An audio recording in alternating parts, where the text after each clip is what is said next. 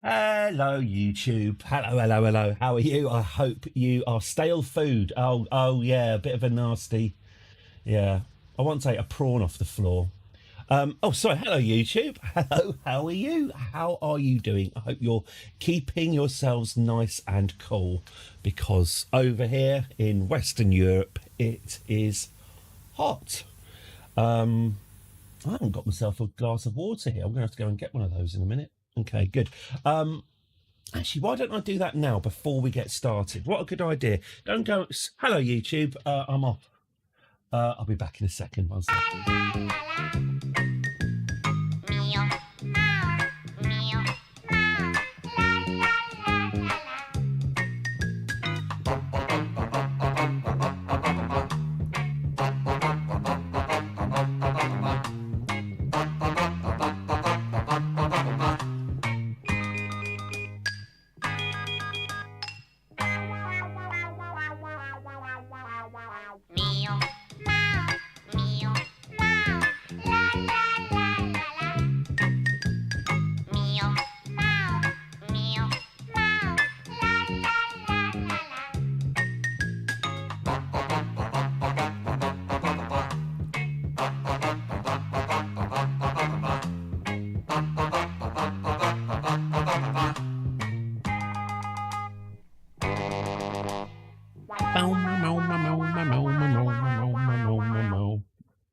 Talking of cats, haven't seen them. We are now just seeing them in the evening, if not at the night. That it's like they've just found their paradise setting. I'm genuinely worried they're not bloody eating and drinking. You don't eat or drink or mow the lawn, you just fuck your uncle all day long. Yeah, I'm just not seeing my cats at all now. They're just not coming in at all. Just spending the whole day outside in the sunshine. It's not healthy, I tell you. It's not. This is healthy. So yeah, Christ knows what they're going to. Toxoplasmosis. I don't know if that's contagious. I mean, I know you get it from cat shit.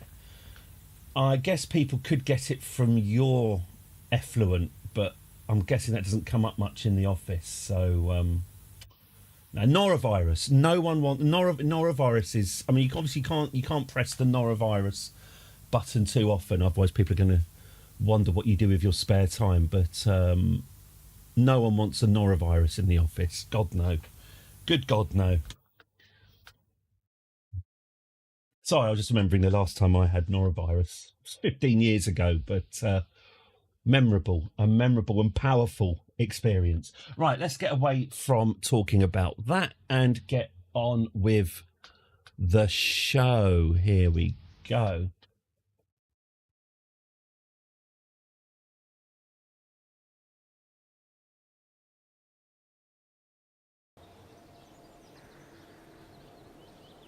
All righty then. Oh, we've got some. Oh look, we've got some.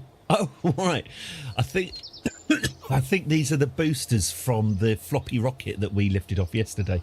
Okay, so here is the situation. I thought I said Felch Quest. We've had a, well, I would say it's not a disastrous mission to Moho. It's just been an extremely complicated mission to Moho.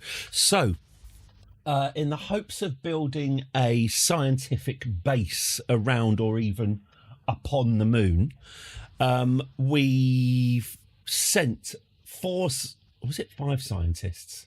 Nah, it's four, isn't it? We've sent four scientists. First, we sent them to the moon.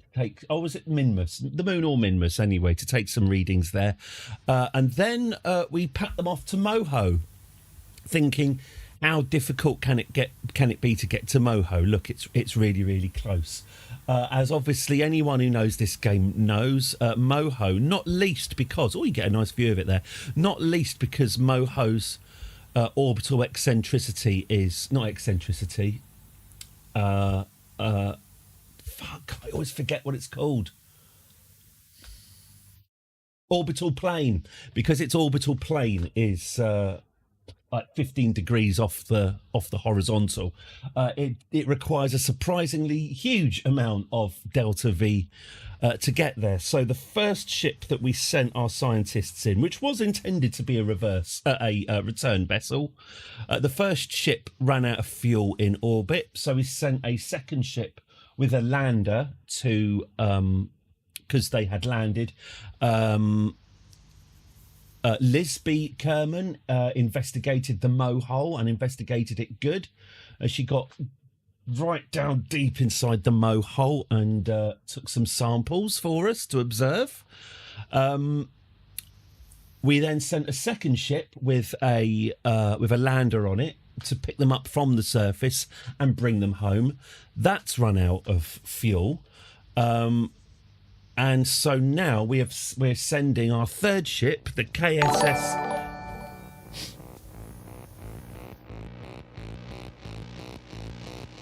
Way! 13 months. Thank you so much, almost Matt. Thank you very, very much. 13 months. 13 months. It's just getting. It's starting to feel a little bit permanent now, isn't it? Thank you very, very much, as always. Oh God, I've got to stop clicking that button.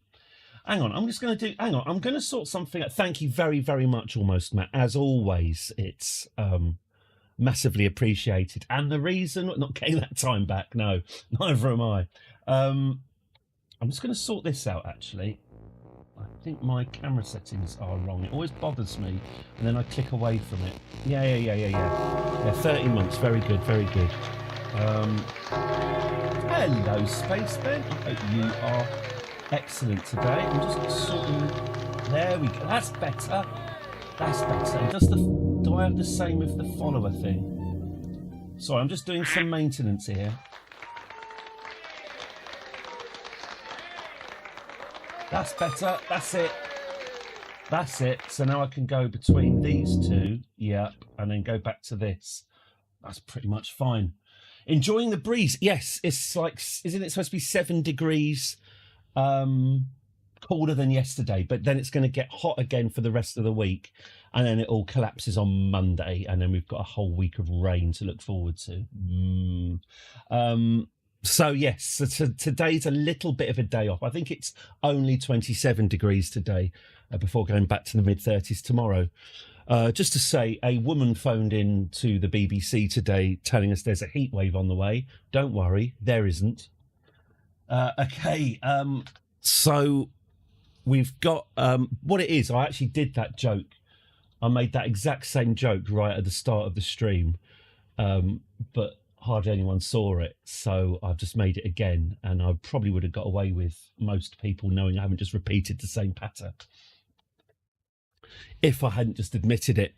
So yes, the third ship, I built a castle on the swamp, sank into the swamp, so I built another castle, that sank into the swamp. The KSS Interminable Rescue is currently orbiting Kerbin and is ready to pick up our scientists. I don't even want to think how much money this project has cost us, how many ships have been lost, how many ship parts have been lost trying to get these sods home. Also, they very nearly forgot to take the scientific data they'd got from Moho with them as well, which would have been exceptionally annoying. All the windows open until an hour or so from now. I got up early, feel all the cool air coming in. Yeah, I'm on this side of the flat. I'm more or less protected from the sun's rays, but it does become unbearable. So yes, this ship has not got. Just going to save this actually. This ship has got very little in the way of fuel left and is not going to make it.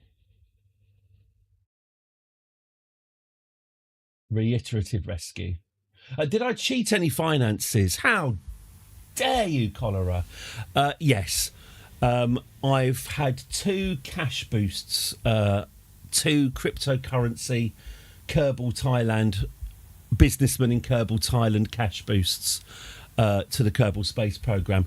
I'm taking science in this career mode. I'm taking science very seriously, so I'm not I'm not cheating on the science, but because I'm streaming. Hang on. Because I am streaming and it is meant to be entertaining. If you're going to play the career mode faithfully, right, let's just ignite these engines. In fact, can I anti-normal? Right, there we go. Because I am streaming. And grinding for finances in career mode really is a grind. You have to take on multiple missions and get paid for them, but at the moment these missions are kind of rescue so and so from orbit, or fly to this part of the planet and take temperature readings. It's all good. I mean, if you're doing a career mode, that's all this kind of little science stuff is a lot of fun. But in terms of streaming, you know, if we're gonna rescue someone from orbit, it should be someone like Lisby Kerman or something. So there's practically infinite money in our career mode, but we are grinding after the science, and there's a lot of science on this vessel as well. And science is what you need to fill out the tech tree. So that's how we're doing it. That said, we've only had 2 loans. Mind you, it's not really much point boasting we've only had 2 loans, since I'm not disclosing how big the loans were. But yes, money is easier to come by for this Kerbal Space Program than it otherwise would be. So what I'm doing here, you can actually see what I'm doing here. We're firing, there you go, compared to the sun, I'm actually, well, for want of a better word, occasionally I dost venture south. So because we're on this mad inclination, you can actually, hang on, if I zoom out a bit you can see, there you go. So because we're on this mad inclination, as we were on Moho, rather than attempt to, so you can see here that we're burning through our fuel, rather than attempt to widen our orbit, as it were, rather than expanding our orbit back out closer to Kerbin while staying at that inclination, I'm trying to get back to as close to 0% inclination as I can, because it's the inclination that seems to knacker my fuel. So I'm just burning, in fact I'm literally just heading south. That is, by the way, Alan Partridge, as played by the actor Steve Coogan, who does loads of serious roles to offset the fact that when he dies, the photo they'll use for his obituary will almost certainly be Alan Partridge. A British cultural icon, I would say. Alan Partridge is, anyway. Steve Coogan less so. He is a grumpy. Well, he used to be. I think in the noughties and in the 90s and noughties, he was quite famous in his own right for being a shagger. He had sex. He had full sex with Courtney Love. You know, Courtney. Did you ever see that once the British press found out that him and Courtney Love had spent a night together, they caught up with her and asked her what it was like to sleep with Alan Partridge, and she said, "Who's Alan Partridge? I don't know who Alan Partridge is." Which I find, you know, if I was seducing Courtney Love, I don't think I could resist a quick aha. Anyway, but yeah, she'd never heard of Alan Partridge, so there you go. Yes, he's reconciled to dying as Partridge. Oh, you've got to. Once you've got your gravy train, no matter, you know, you've got to just accept that you're going to be. Oh, what was it? Alan Bleasdale said, yeah, he just accepted he's Alan Boys from the Black Stuff Bleasdale. You can't resist these things once you're established. I like that Richard Herring question that he asks. celebrities. Has the photo that's ever has sorry, the photo for your obituary, has it been taken yet? Which was fun. David Mitchell obviously quite rightly said it'll be a picture from Peep Show. It'll be Mark Corrigan from Peep Show will be his obituary picture. That's all right, isn't it? At least you get one. Keeping it light. Right, so we have just about run out of fuel on the good ship. What's it called?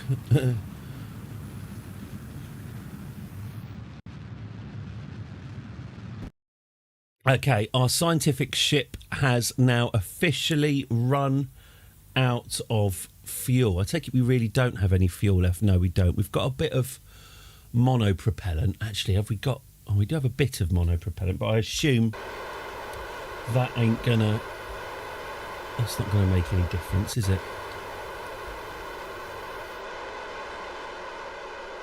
And in fact, using the monopropellant appears to just be making... Why is it making my ship hot? Or is my ship just hot because we're really, really close to the sun? Yeah, it might be that. Anyway, it's Nazi hat, yeah.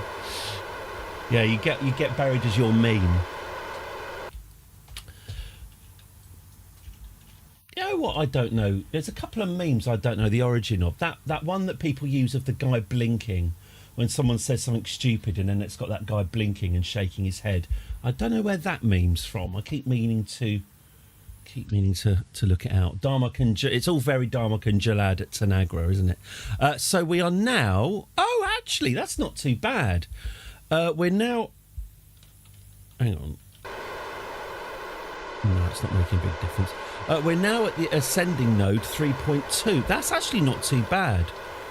So, okay, so we've now... We're halfway through. Oh, in fact, you can literally see we're halfway. There we go.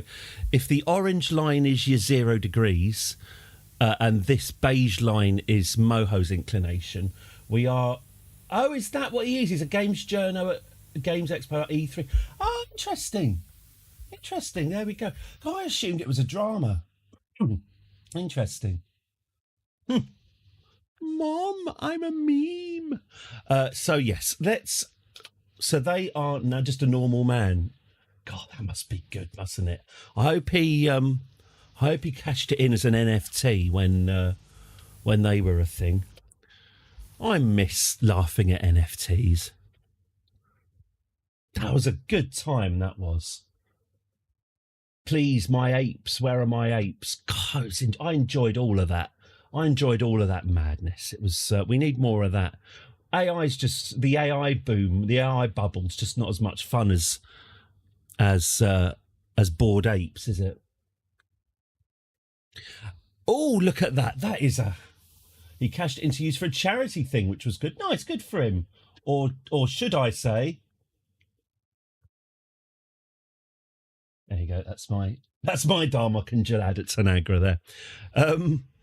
Look, that's a good-looking ship, isn't it? Look at that.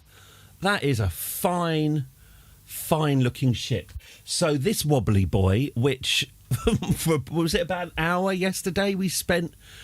trying to get this up into the wide blue yonder. Yes, this floppy boy, we finally got it up.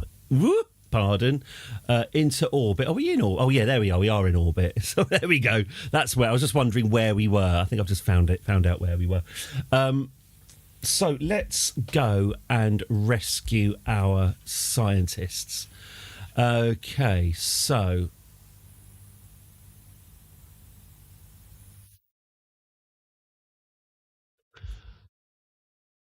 Hang on, let me see. We're basically at Moho, aren't we? So when's the best time for us to go to Moho? 41 days. All right. Let's do that then. Let's leave it 41 days. Whee! Just watch the planets in their celestial ballet. Ah! The KSS fetch quest has separated itself from Juno because it's on its own. It's on its own trajectory. It's actually interesting. It's actually on a slightly different orbit from Juno. That's cool. Okay, lovely. Right, so let's set the fetch quest as our target, and let's blast away from this goddamn planet. Cannot. Oh, you are fucking kidding.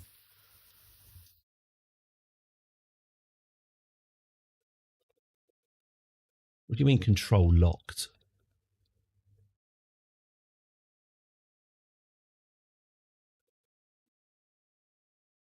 Oh, I didn't extend my solar panels. This is dead in space. Whoops. Yeah, you wanna extend your solar panels, especially if you're going to leave all your lights running. Oops. Yeah, that's. Oh well, we'll just have to deliberately crash it into the atmosphere and relaunch it all over again. Oh dear. Oh well. Or I'll tell you what. Or we could do that. Or I could just click infinite electricity and then use my infinite electricity to extend the solar panels. Extend the solar panels. Hang on. Extend the solar panels and extend the solar panels. Then turn off infinite electricity. Don't know what you're talking. Infinite electricity. What you're talking about? I've never heard of such a thing. There we go. All right. So now we should be getting some electric charge. Oh, not too much actually. Blocked by. Oh God, have I got? Oh, actually, is that the case that I've got? None of my solar panels are actually able to see the sun because I pointed it away from the sun. Yeah. All right. Okay. Maybe I might put infinite electricity back on again, just for the hell of it. Why not? And then.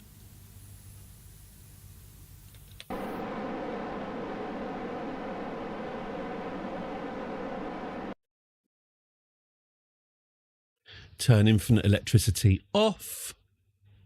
And there we go. That's our ship charging.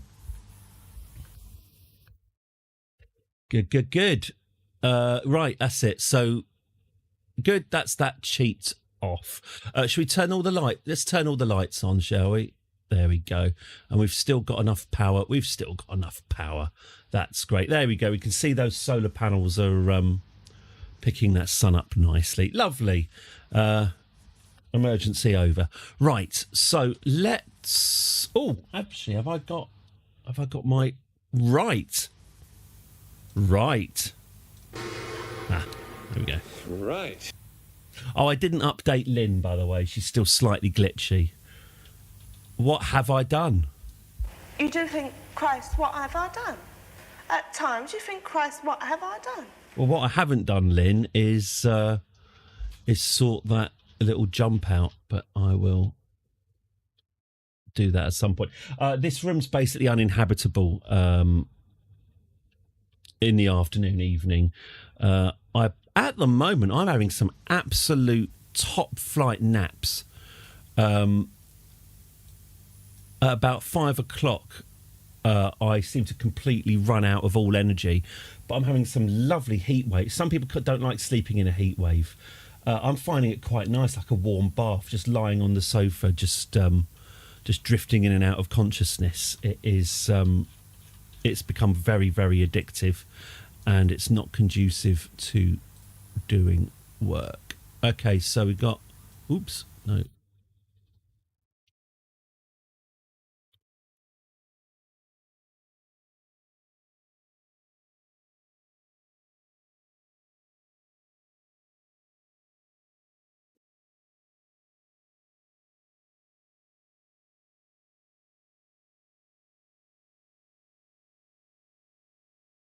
So what I'm doing here, I'm doing what I did before, which is I've got my... So we're currently orbiting Kerbin.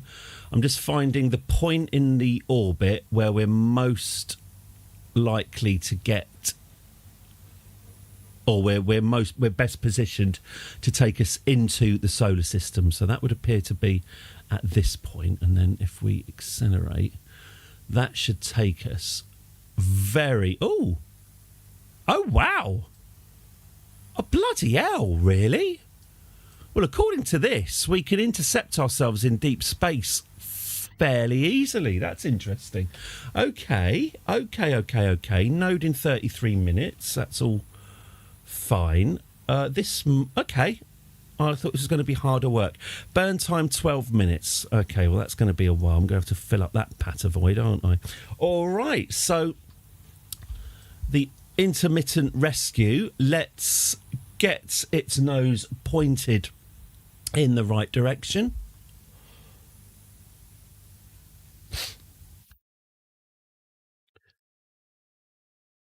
There we go. Not the most manoeuvrable of ships, but there we go. And lock that in.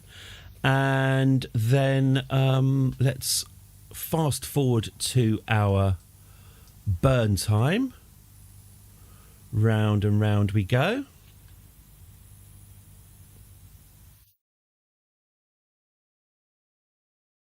This is an automatic ship, by the way. There are no Kerbals upon this. In fact, we don't have any crew capacity for the Kerbals.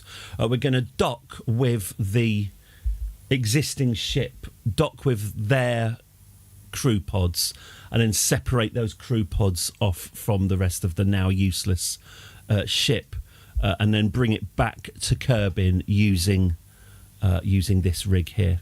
Okay, I guess we're ready to go then. Let's get fully lined up with that. Okay, and go. Off we go on our exit burn away from Kerbin. So, at the moment, yeah, we've still got some residual orbiting engines. This is one of the big buggers. What is this? Is this the skiff liquid fuel engine? This is one of the bigger buggers that we needed to get ourselves into orbit. So the fact we've still got this attached to the ship is a bonus. I really, really sincerely hope that this is going to be enough fuel to get those pods back. What it is once we're docked with those pods, we will be taking on extra weight, and I'm 85% sure that it should be enough, but on the other hand, I've been wrong a number of times before. Right, so let's lose this engine, let's lose the big engine, separate, there we go, and activate this central engine. Boom, there it goes, lovely. And we will never see you again. Thank you for your service. Okay, so we're still leaving the system. Our orbit should be... Hang on. Oh, there you go. Oh, our orbit's not growing out as much as one would reasonably expect. Okay.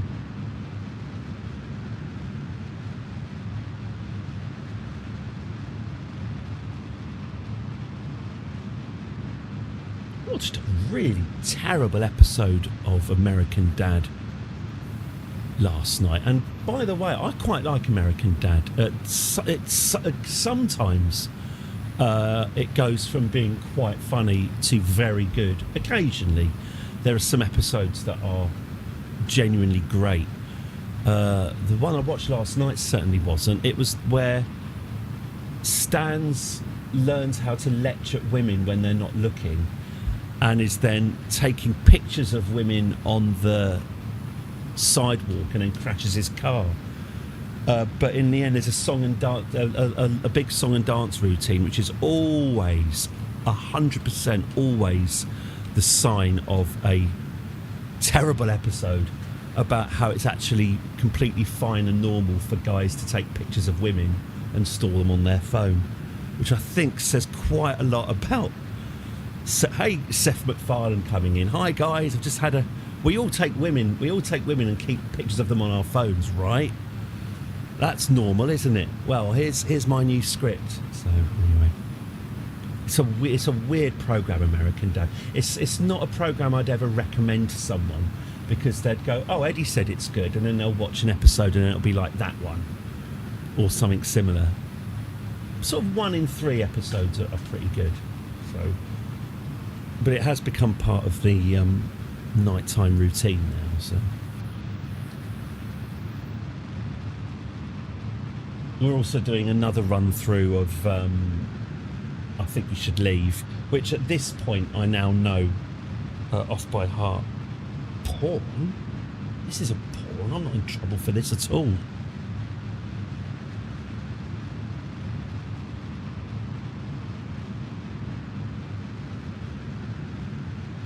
Can I have a few moments to collect my thoughts? Thank you.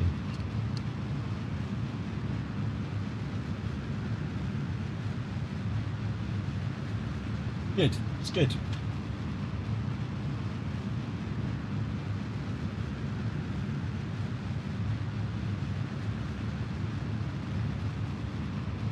My family and I used to have a semi-regular viewing of Family Guy whenever it was on.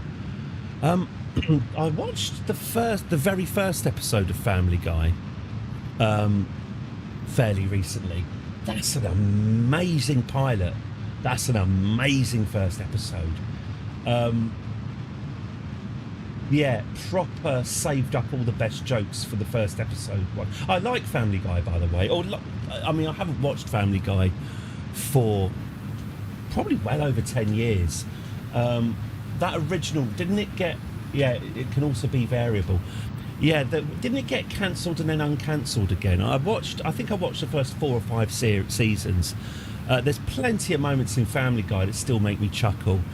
I like the one where the family gets superpowers and they've all got like telescopic arms and they can fly or something. And Meg's got the power of making her fingernails grow longer. I like that one, always makes me laugh. There's an episode of American Dad which I honestly think is one of the most beautiful, just beautifully realised pieces of animation. It's the live stage show version of American Dad, presented by Patrick Stewart as himself in you know, his actorly face. But the whole show is animated as if it was a stage play, all in one take, with scenery moving.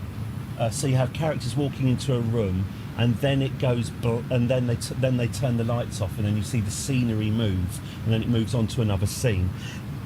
And you've got audience reaction as well.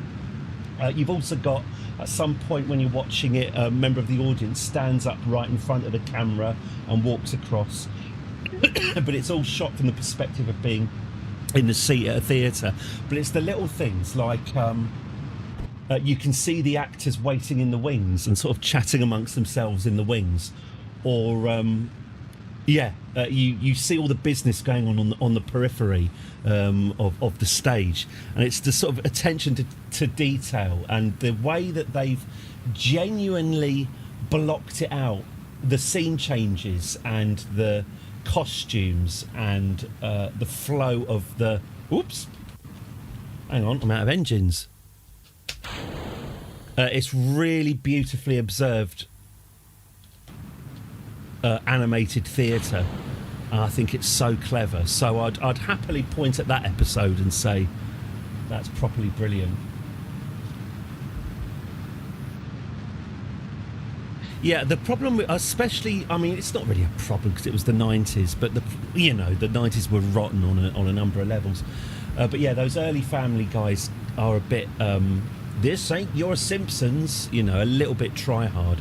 But then, I'm also a big fan of South Park, and that certainly has its variable. That is a variable quality, and they do miss the mark on a few occasions. There are a few episodes of South Park that are basically unwatchable.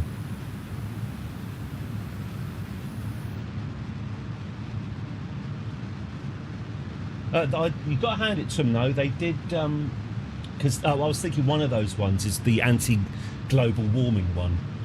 Yeah, so what it is, we don't get South Park anymore.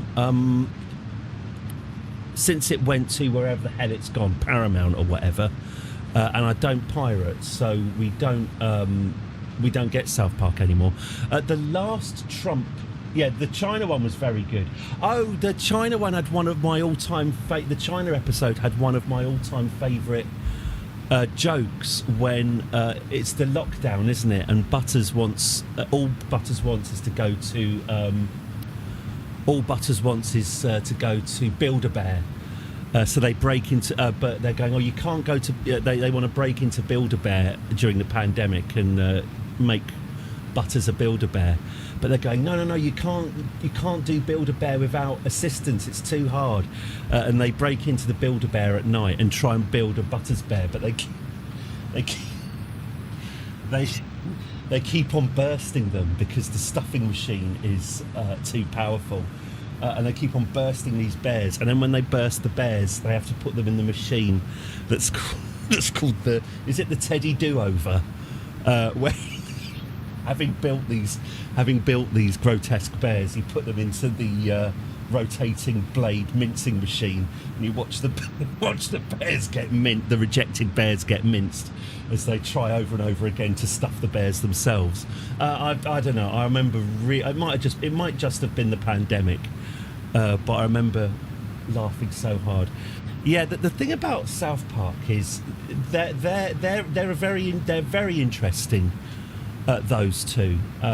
I genuinely went many years ago now, probably about 15 years ago, whenever that Tom Cruise in the closet episode was, when the Scientologists were trying to shut him down. Hasn't one of them got billionaire? I don't know actually. They shouldn't do. I saw them.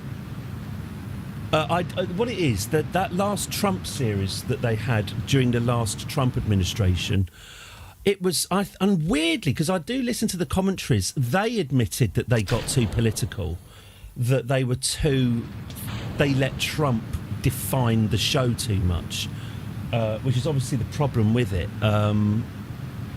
that Donald Trump just gets frigging everywhere. He's greasy fingers all over everything, and everyone's just kind of living in his world. And I remember that first series had one long Trump arc, and it wasn't great. And weirdly, they said it was like one of their weakest seasons. But yeah, obviously they're back on the Trump thing now, and I've not seen it. Although actually, that's a lie. On the plane, when I was on a plane a year ago. They had South Park on the plane, so I watched the one where Randy gets into Ozempic, which was very good. But I'm not keen on the. I'm not keen on contemporary political satire and animation. I think primarily because it just ages really badly. It's. God, looking at his hand, no third term notwithstanding, Trump's not going to be around forever, and yet those programmes are. And I don't know. I don't know how much satirising Trump actually, how much difference it makes. It just feels like just by mentioning his name, you're kind of promoting his brand. So I don't know. But then again, I really haven't seen the later series.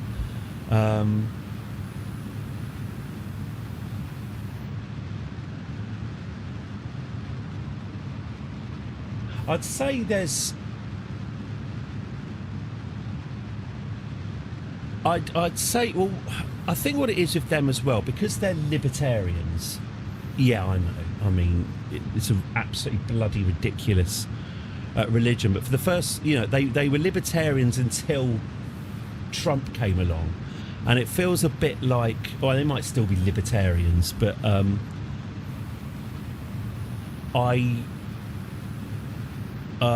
their earlier stuff, what was it, the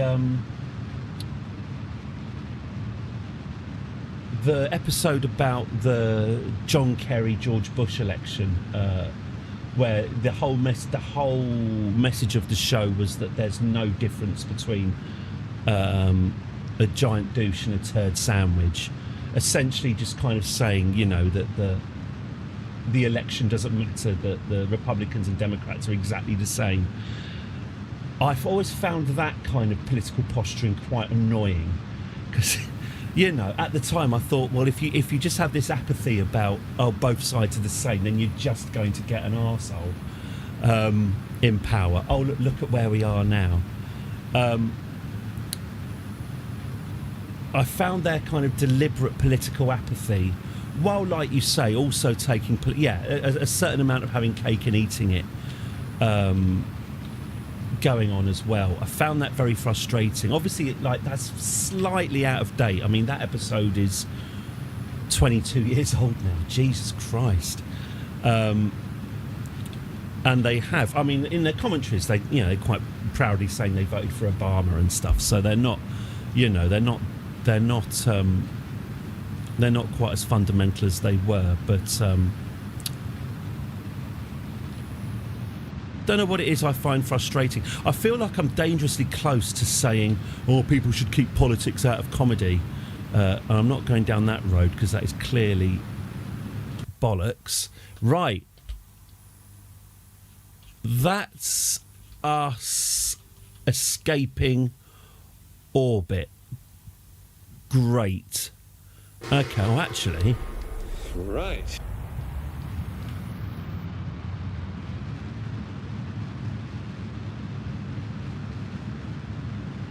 Right. That is us.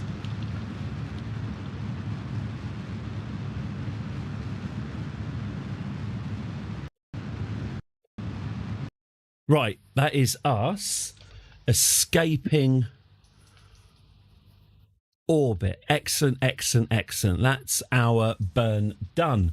So what's happening now is we are now, you can see exactly what's happening. Here we go. Here's our new course. You'll notice that this ship took a lot quicker to get itself into this position than the previous one. That's because of all the engines I've stuck on it. Okay, so we're now due to swing this way and become very, very close to our ship, which is currently floating in deepish space. So here we are at the moment. Here's our position at the moment. When we are here, it's going to be here. So we're slightly ahead of the ship. So let's set up a new manoeuvre. Now, this is where it's going to get very, very fiddly. Intercepting a planet which has, you know, which is A, large, and B, has gravity. Intercepting a planet is a lot more easy than intercepting a single tiny ship floating in the cosmos. So this is going to require some delicacy. So what I'm doing is I'm setting up a maneuver node about halfway on our journey. I'm setting up a maneuver node. Oh, actually,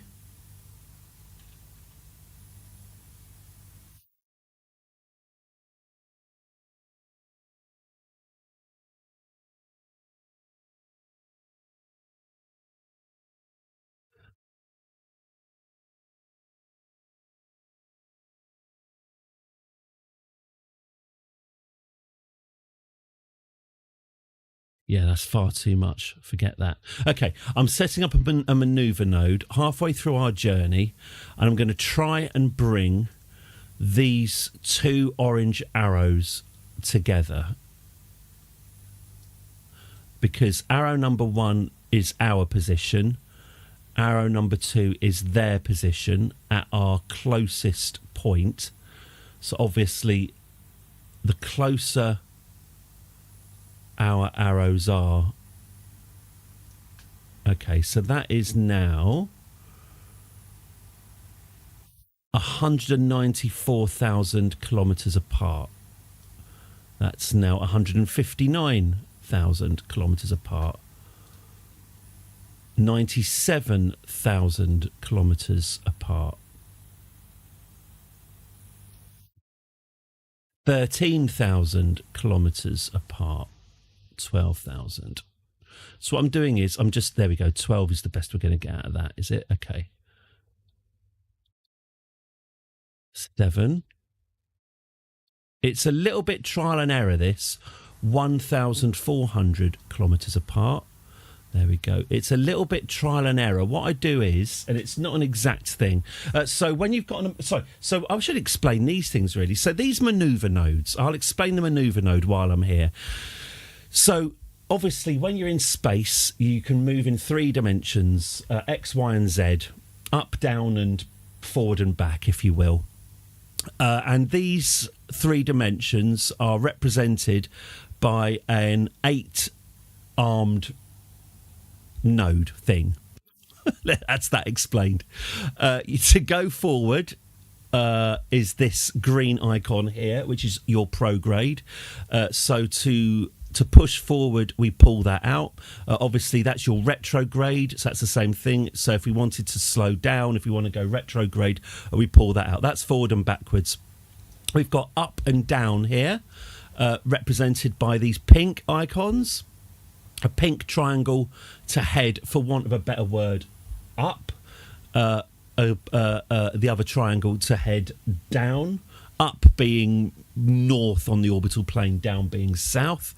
And then you've got radial and is it radial in and radial out, which are just going sideways and sideways. Now, my way of intercepting a ship is a little bit well, the way of doing it by eye, at least, is a little bit dodgy. But what I do is I tweak one of these directions and check. So if you can see here, there's some text here. It says target position at intersect 1. Intersect 1, separation 1,103 kilometres. Relative speed 5,000 metres per second. Jesus Christ. Okay. That means that at our closest point, we will come within 1,103 kilometres of the target. Now, if I just tweak any one of these directions, let's go up. That's now 1,200. So I know that just by tweaking that made our interception worse, further away. So now I know that my pinks are done. I'm now going to try my blues. So I'm going to just tweak this blue here. That's made the situation worse, so I'll tweak it back the other way. That's 1,200, and I'll do that again. That's 1,400. Okay, that's 100. Okay, so if I tweak my green, that's 1,000, and that's 2,000. Okay, so that's about. Is this about as good as it's going to get so far? I think so.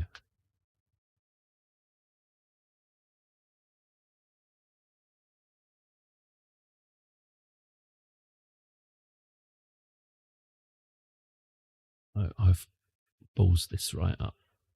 1,800. Okay.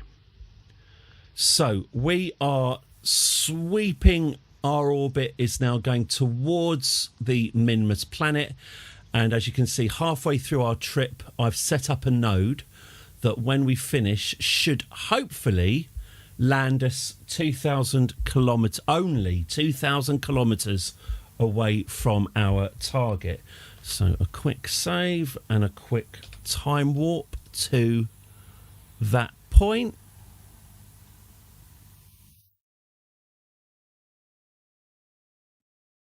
Here we go. So there's the planet Kerbin. Here's our ship leaving the planet Kerbin.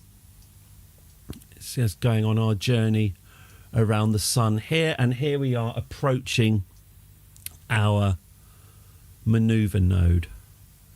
And wallop. Okay, lovely. So let's get our nose pointing in the right direction.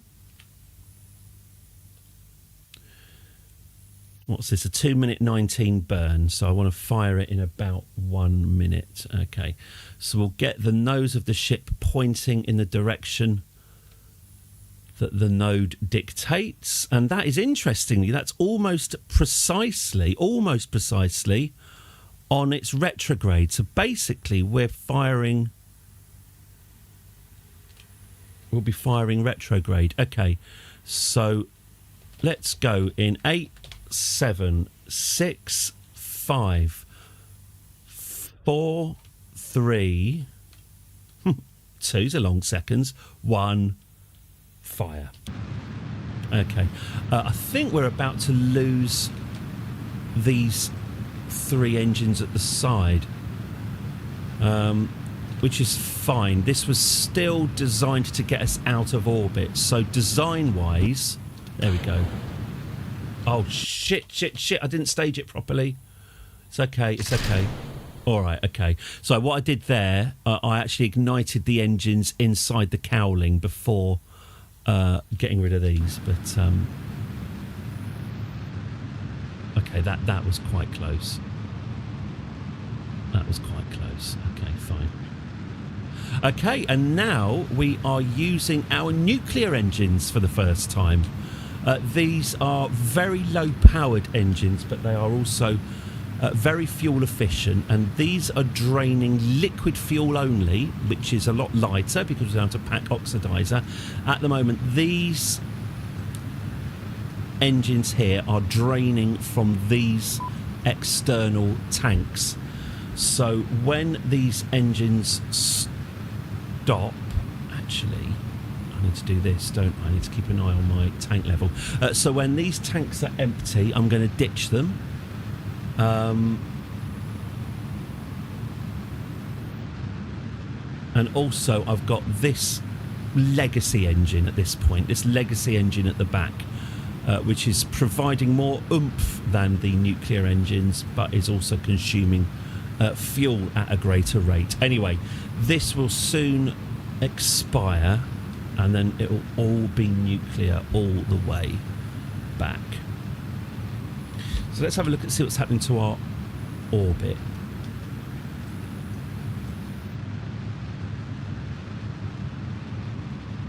So yeah, so this lime green is, if you like, our destination orbit. There's our ship that we're after. There they are. They're a little bit separated from the planet Moho now.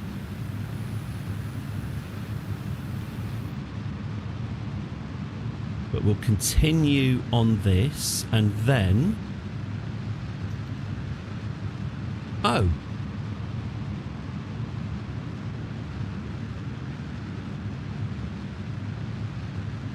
Hang on. Hang on a minute.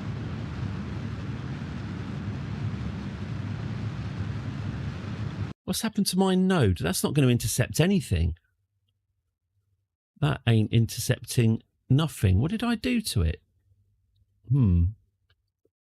Okay. Also, why is this happening? There's something fishy going on here. Oh, is it because I've got my joystick plugged in? Sometimes that can make a difference. No. All right, sod you. I'll make a new node. Not sure what happened there. Okay, fine. Let's do this again. There we go. Oh, it took me ages to do that before. Oh, what, you mean I've got to do this again? Oh, it took me ages. Okay, fine. Well, let's do that then. Oh, okay. All right, fine. I'm going to have to recalculate that. Fine. So separation is 700 and whatever. 700,000. How is it now? 343,000. Okie dokie. No, that's no good. That's no good. What if I put the ascending node? Oh, mind you. No, actually, if I just fired... Actually, if I just keep firing retro, if I just keep firing in this direction, it's going to pull in the orbit, isn't it? And that's going to get closer and closer. When you speak of these notions for the game, are you wholly convinced it's the truth for both the game and in real life? Go to help you. Yeah, it's pretty accurate. Certainly when I've been watching NASA and SpaceX stuff, and they talk about apoapses and periapses and Hohmann transfers, that's where you extend your apoapsis out to your target, and then when you're at your apoapsis, you then extend your periapsis out to match the orbit. That's all conventional rocket science. Yeah, Kerbal Space Program is. I mean, obviously, it's not 100% accurate simulation. The asparagusing, for example, isn't actually possible in real life. The idea of having this fuel tank 100% efficiently fueling other fuel tanks isn't how thermodynamics works. And obviously I think these nuclear engines are fictional. But generally, certainly the kind of Newtonian physics of this game is about right, yeah. I mean, certainly in terms of... I mean, it's quite complicated in terms of where your nose is going, where your prograde is going, and your relative velocity to your target. You know, having to make all of these calculations sort of more or less on the fly is quite relatable. So, I mean, there's a reason why this is the most popular rocket science-based game, because it does mix genuine scientific learning with cutesy little Kerbals.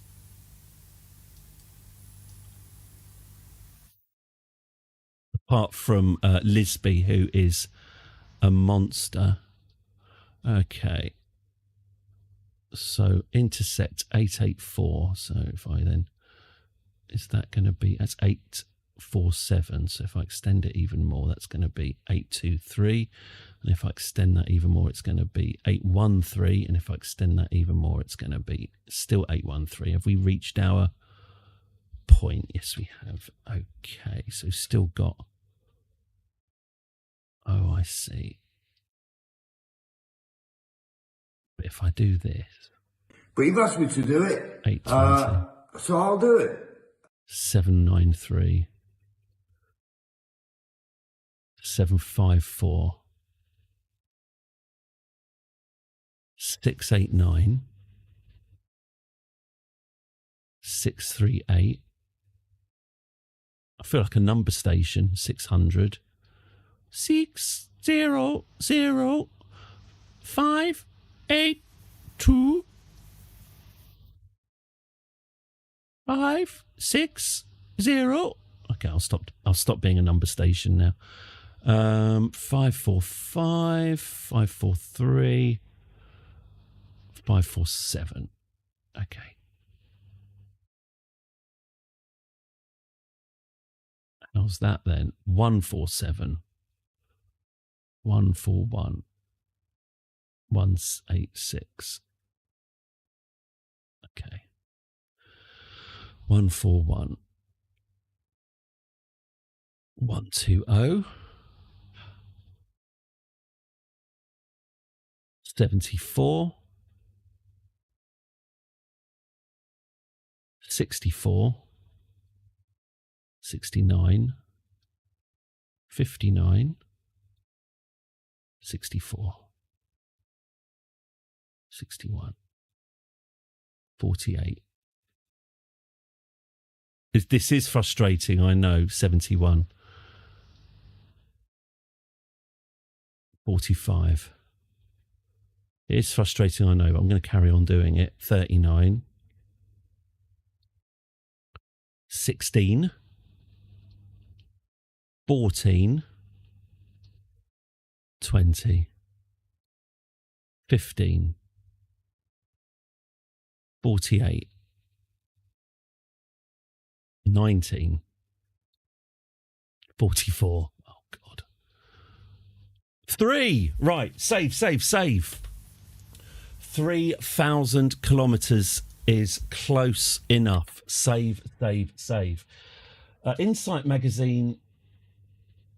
C9 designed for a nuclear drive of a deep parabolic distance about you slide a pellet of fishable material onto its focal point and set it off. Interesting. Solar sails are... I know that was... I always think of that quite nice episode of Deep Space Nine. Solar sails are a thing, aren't they? Where you just have a massive sail and then you just use the... Is it the impact of photons? No, because photons don't have any mass, so they can't have an impact, can they? How do solar sails work? It's not photons, is it? It's not photons hitting the sail and pushing it forward, because photons are massless, so it can't be that. This is very much middle-aged man says what he reckons. Nuclear bomb ships are recognised theoretical means of propellant. As far as I'm aware, because I asked Chris Lintott about this. Is it Lintott? Anyway, the no photons do have an effective tiny mass. Oh, right. So is a solar sail powered by the... Oh, is it because they give out a bit of energy when they hit?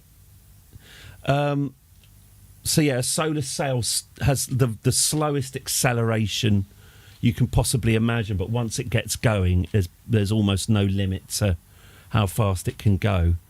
I thought that was I thought that was where they might be going with it. I've been reading about photons, but because I still don't understand photons. But whenever it goes quantum, I was reading about photons yesterday, weirdly enough. I tell you what I was wondering. I was wondering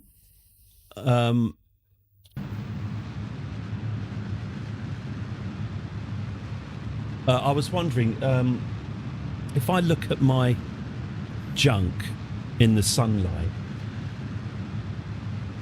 has a photon spent hundreds of thousands, if not millions of years bouncing around inside the sun before it finally came free of the sun, journeyed 93 million miles across space to come down onto the planet Earth and bounce off my junk into my eyeball? And I was wondering, the photon that bounced off my junk into my eyeball, has that been hundreds of thousands of years waiting for that moment? But no, photons are created and destroyed all the time. If you look at your junk in sunlight, the photons coming off your junk are newly created photons. The energy that becomes the photon has been around inside the sun for hundreds of thousands of years. So the energies, or the photons bouncing around inside the sun, and the photon that left the sun and journeyed through space and then hit your junk is the same photon. But when it hits your junk, that photon is destroyed and converted back to energy, and then that energy is converted back into a photon, which then goes into your eyes. So the photons that you're seeing bouncing off your junk are brand new, but the energy that created them is older than humanity.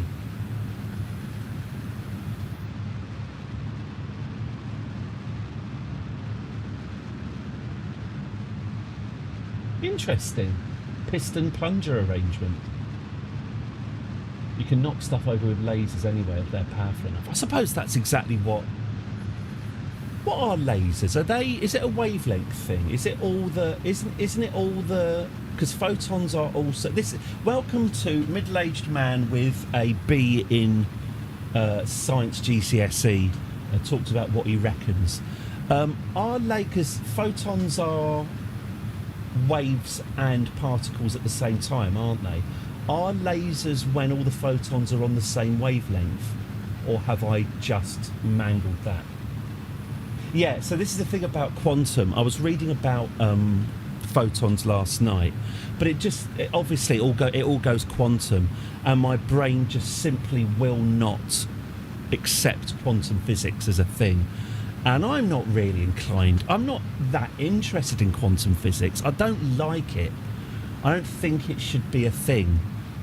I accept that it's probably true, but I don't approve of it at all. I just don't like, you know, God doesn't play dice and all that.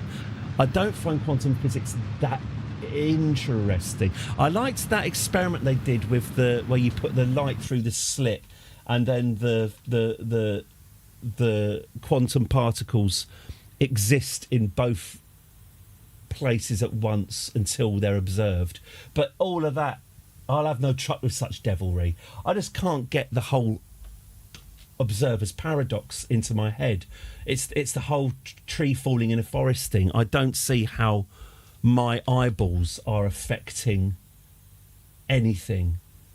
How's me observing something making it true?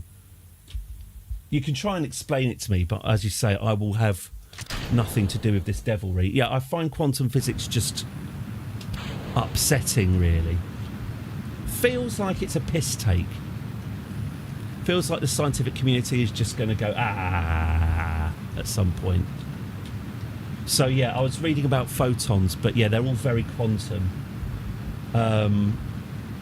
It said something like when a photon hits a surface, it emits a high energy quantum, which then wants to become a low energy quantum. Oh, and yeah, the observation thing does my nut in.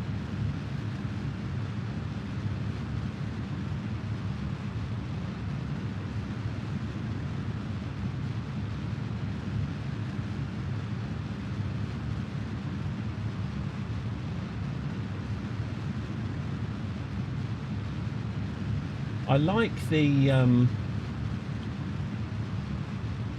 the theory of the universe that says that a Big Bang is an unbelievably, you know, the amount of zeros you need to write to the probability. It's a spontaneous quantum event, like quantum tunneling.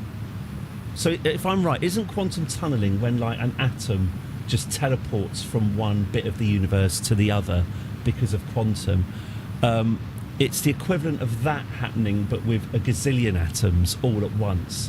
And the odds of that happening are so remote as to be impossible to conceive, but non-zero. There's a non-zero chance of a Big Bang spontaneously happening as a load of atoms spontaneously form themselves into a Big Bang configuration. And the idea is that a Big Bang occurs once every cajillion, bajillion, dajillion years, and in a constant loop. So it will happen before and it will happen again. It's just happening on time scales that are so far beyond.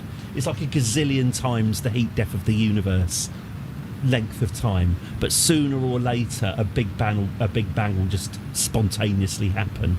I quite like that theory. That's quite a nice one. I don't understand it, as you can tell, but I quite like it.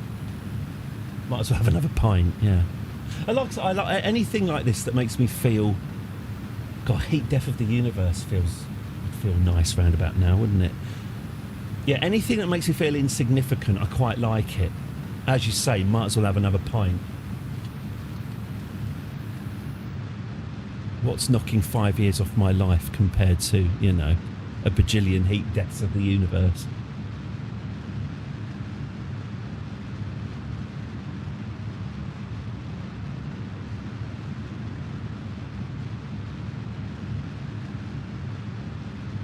There's also another quantum theory I like, although I don't understand it, I just like the sound of it.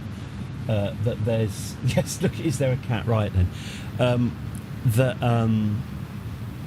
There's only one electron. Because all electrons are identical, there's a contrarian theory that all electrons are actually the same electron, just in multiple places at the same time. Or even not in multiple places at the same time, that it's actually taking turns to be the electron in every single atom in the universe, but at a time scale so tiny we don't observe it. I like either of those theories. Brian Cox, not the actor, mentioned them, so there must be something in it. So that's one I pull out of the box if I ever want to sound clever. No, it's possible that all electrons are the same, and then people nod and thankfully don't ask any follow-up questions, so I don't have to explain myself.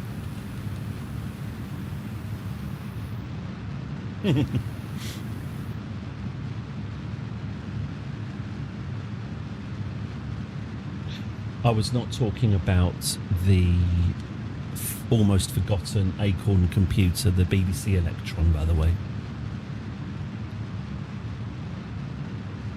Although Creepy Cave was very good. I liked Creepy Cave.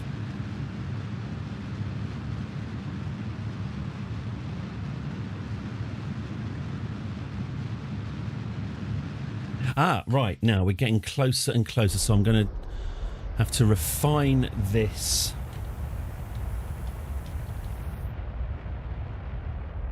Okay, so I want to get this bang on 0. Because we're intercepting another ship in deep space, there's basically 0 margin here. Okay. So on our current course... Oh, that's not bad. We are due to intercept them 3.5 thousand kilometres apart, which in deepish space is basically a near miss. Not near enough. So what I'm going to do now, first I'm going to quick save. Now I'm going to switch to my RCS thrusters. Fantasy novel media, it's young enough to present introduce.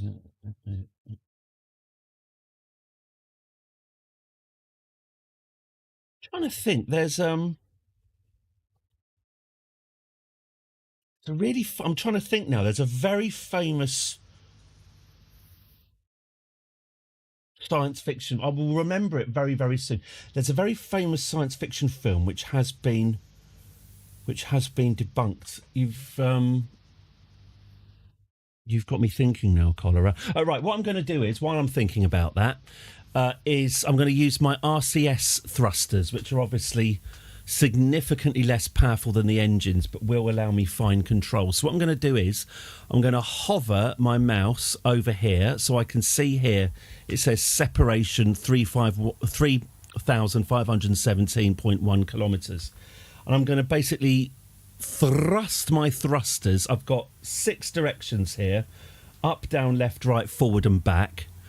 I'm going to thrust my thrusters into a random direction and see what happens to this separation. So that's taking the separation down. So this is me firing my thrusters right. This is me firing them up, and if I fire them up and right, you can see here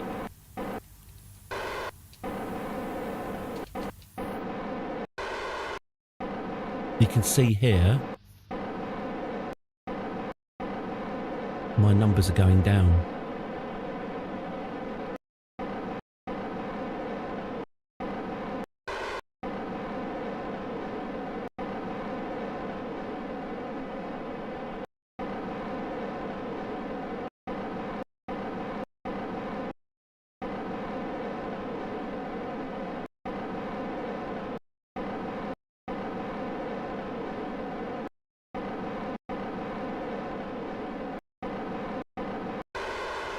We're at 2,000 kilometres now. Fascinating stuff, this, isn't it?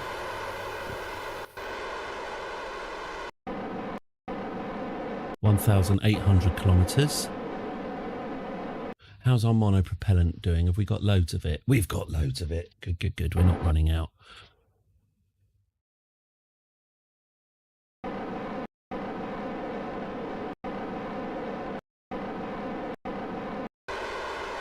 I said that intercepting a ship in deep space is fiddly. As I say, when you're intercepting a planet, you only really need to be vaguely near it, and then you're caught up in its gravitational field. We don't have that luxury. That said, we're definitely narrowing down. We're now only 900 kilometres. 800 kilometres. 700 kilometres.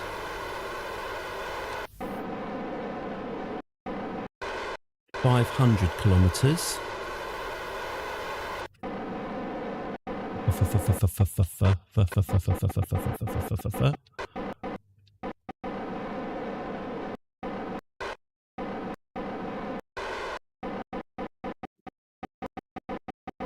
Oh, it's an episode of Star Trek.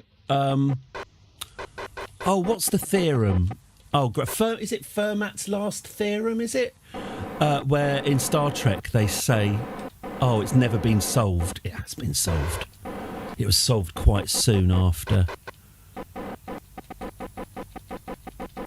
the episode went out. Now that's reminding me of the episode of Star Trek that was banned in Britain, or at least banned from broadcast from Britain, when Data mentions, it might even be, God, I really do have to check it. Doesn't Data mention the Irish reunification of 2026?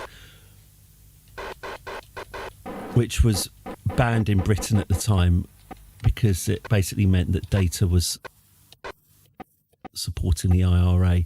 Right. Let's lock that in. After all of that essentially random thrusting out of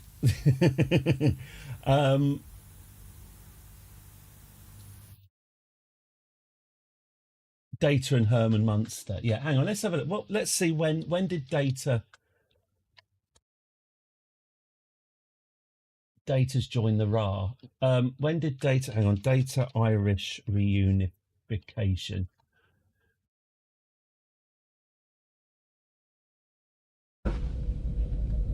I'm finding it difficult to understand many aspects of Ansata conduct.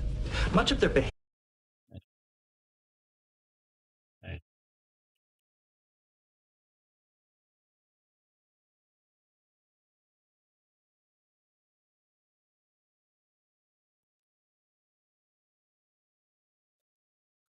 behavioral norm would be defined by my program as unnecessary and unacceptable. Mm-hmm. By my program as well, Data. But if that is so, Captain, why are their methods so often successful?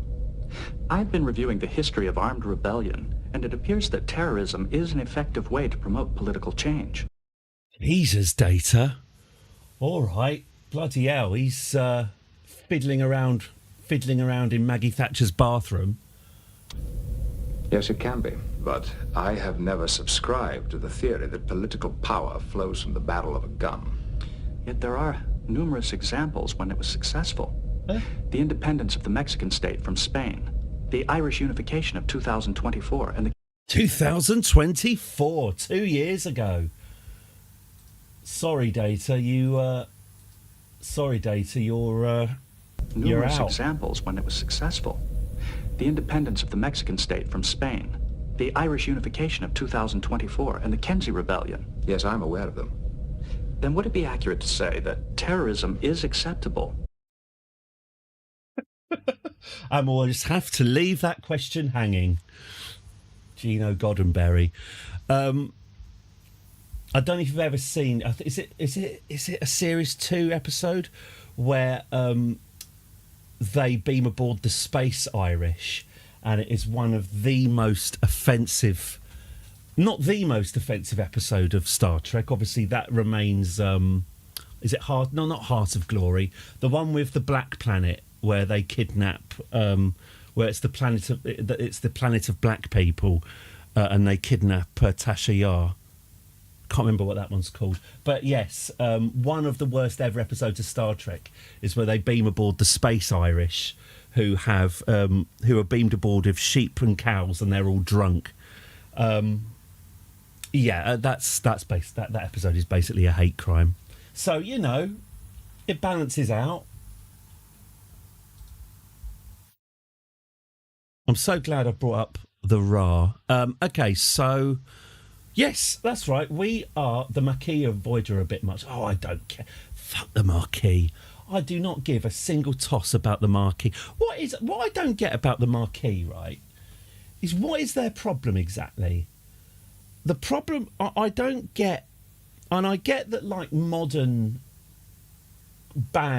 Star Trek has got all the Federation's got a dark underside, but the Federation of the, you know, my Federation of the TNG DS9 Voyager era, what exactly is your problem? It's never quite clear what their problem with the Federation was. Oh, stop giving us all the free food. Oh no, we've got a replicator now that can just make donuts on a whim. Oh, thanks. Oh, and the medicine. Oh, and what about the roads, Reg? What about warp speed, Reg? Well, obviously the warp speed, the replicators. Yeah, I don't know what the Marquis's fucking problem is. Is it something to do with the Cardassians, the card that they gave away, like the space Native Americans? Which is also another terrible episode, isn't it? Where the Native Americans had all their land stolen on Earth, so they went and lived next to the Cardassian border, and then Picard has to go and evict the space Native Americans again. Was it to do with that? I think maybe.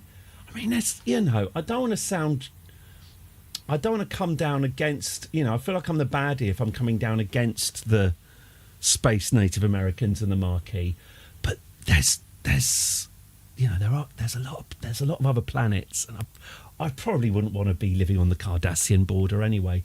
I know these are unacceptable opinions and these are culturally sensitive issues. Well, there were the Marquis. Well, because obviously evil Robert Beltran, who played Chakotay, he plays Chakotay as a Native American.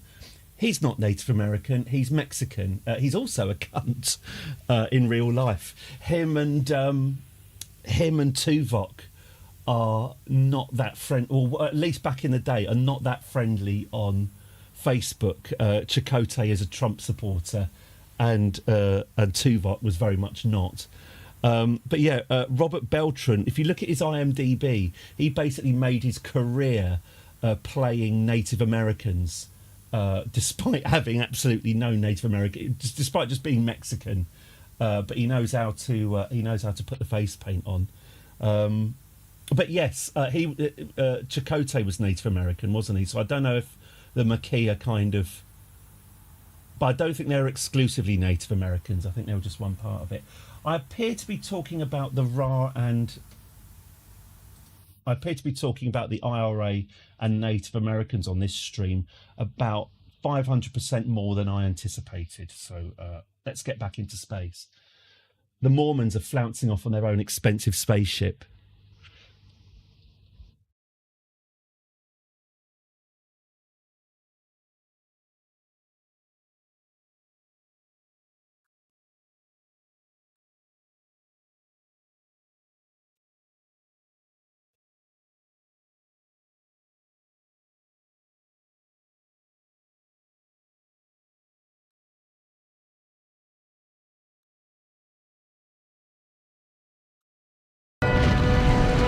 Where am I? Where are we? Oh my God, what's happening? Hello, newcomers, and welcome. Can everybody hear me? Hello? Can everybody? Okay. I am the Hell Director. It looks like we have about 8,615 of you newbies today. And for those of you who were a little confused, you are dead, and this is Hell. So abandon all hope and yada, yada, yada. We're now going to start the orientation process, which will last about... Hey, wait a minute. I shouldn't be here. I was a totally strict and devout Protestant. I thought we went to heaven. Yes, well, I'm afraid you were wrong. I was a practicing Jehovah's Witness. You picked the wrong religion as well. Well, who was right? Who gets into heaven? I'm afraid it was the Mormons. Yes, the Mormons were the correct answer. That's what I always think of anyway. Right. The Mormons were the correct answer. Right. We are ready to intercept. Right, good. I have been putting this off for too long. Let's speed up time and intercept this ship full of scientists. Here we go. So we are heading... Here we go. We can see here's the fetch quest, and here's the interminable rescue. And we should be in this most deep of quite deep space. We should be coming towards the fetch quest. Well, one, at an astonishing speed. I've got a bad feeling we're going to have to do quite a bit of slowing down. But we're coming up to the fetch quest now. We're getting closer and closer. Here we are. As we get closer and closer to our closest point, which is coming up here. So I want to slow down the simulation as we get closer and closer to this.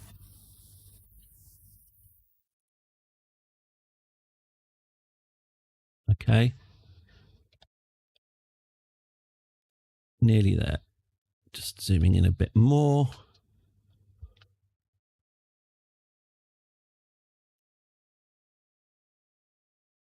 Five, four, three. Okay, I've got the distance here. 10, 9, 8, 7, 6, 5K. Distance. 5.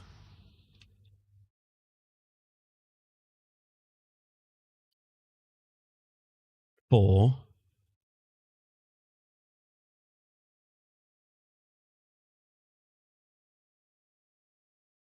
3.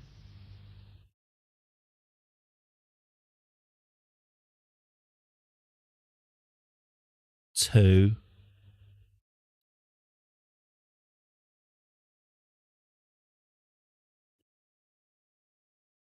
1. Okay. We are now, if I can find it, hang on. Hang on, let's set the target. We are now a mere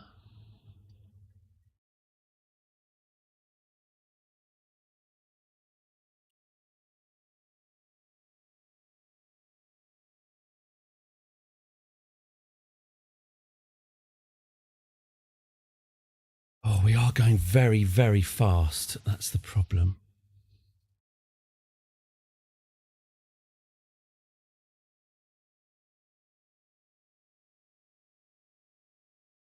There it goes. We've just missed it. There it goes. We've just whizzed past the fetch quest. We've just gone past it.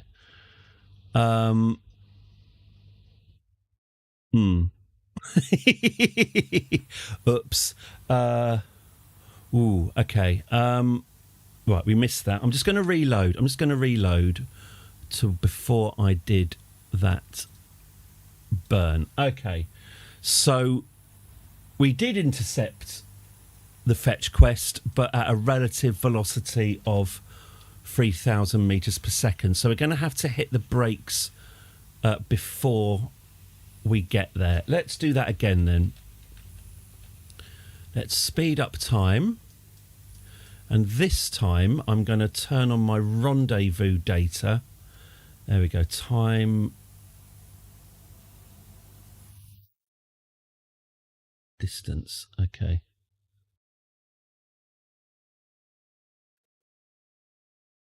Okay, 651,000 kilometers. Okay, so we'll get closer.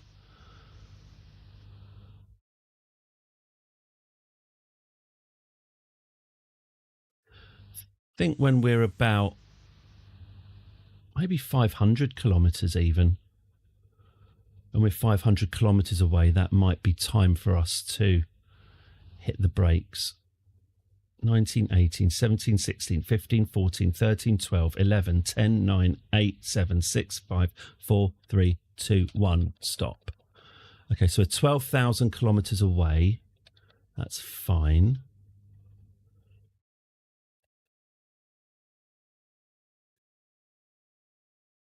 Eight, 7, 6. All right, 5,000 kilometers away. That gives us, yeah, that's interesting. All right, let's make it 3,000 kilometers away. I'm looking at this number here, by the way. 4, 3, 2, 1, 0. Right. 3,000 kilometers away. and we're travelling at a relative speed of 3,416 metres per second. Ugh, okay.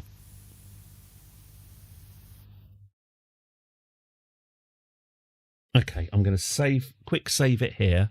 I'm going to take this down to 1,000 kilometres away.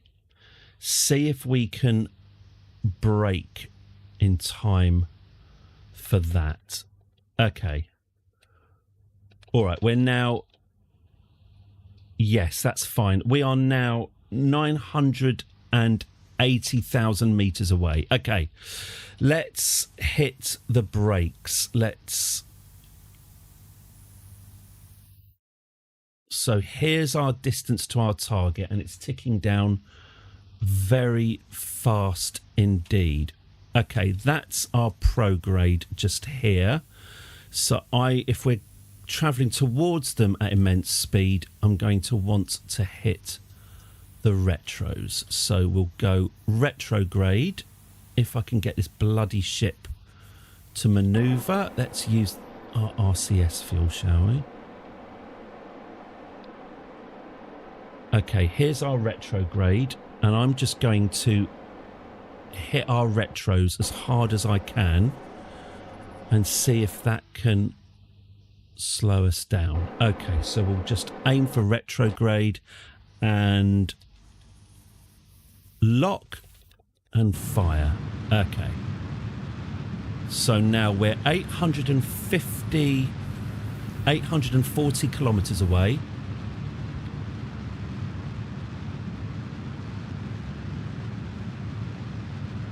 And trying to slow down. 820 kilometres away.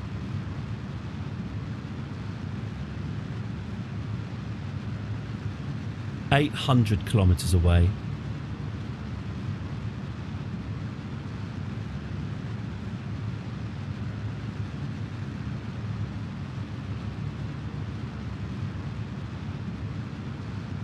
$770. Can we see it yet? Not yet. 750.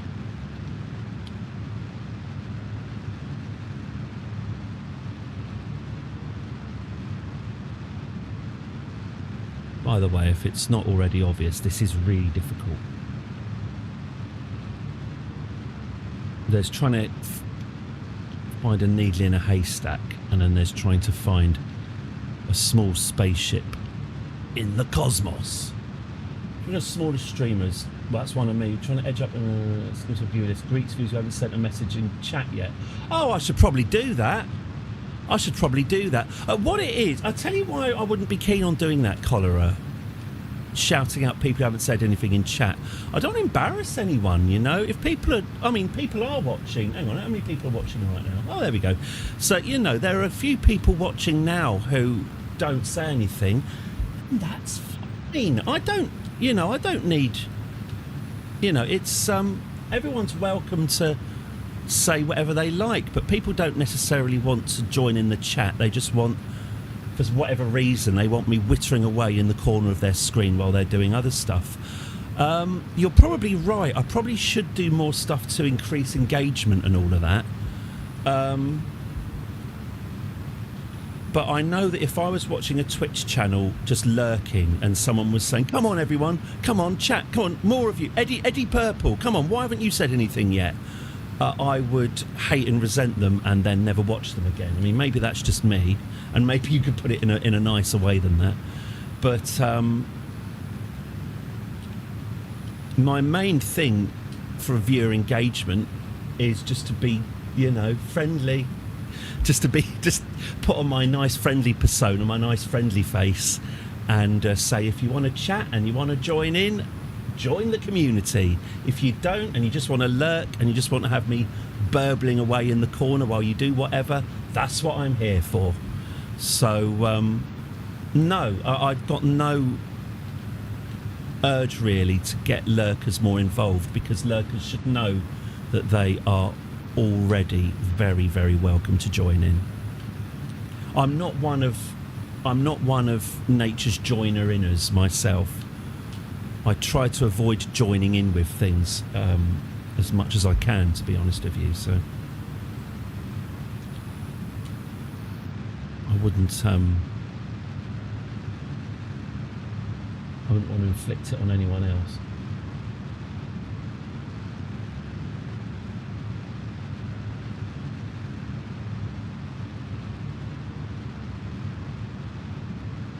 Empathise is fine. It might be redlining it because it wants to put a Z at the end, but it's wrong because putting a Z would make it American English and not British English. By the way, I'm not being a dick about American English.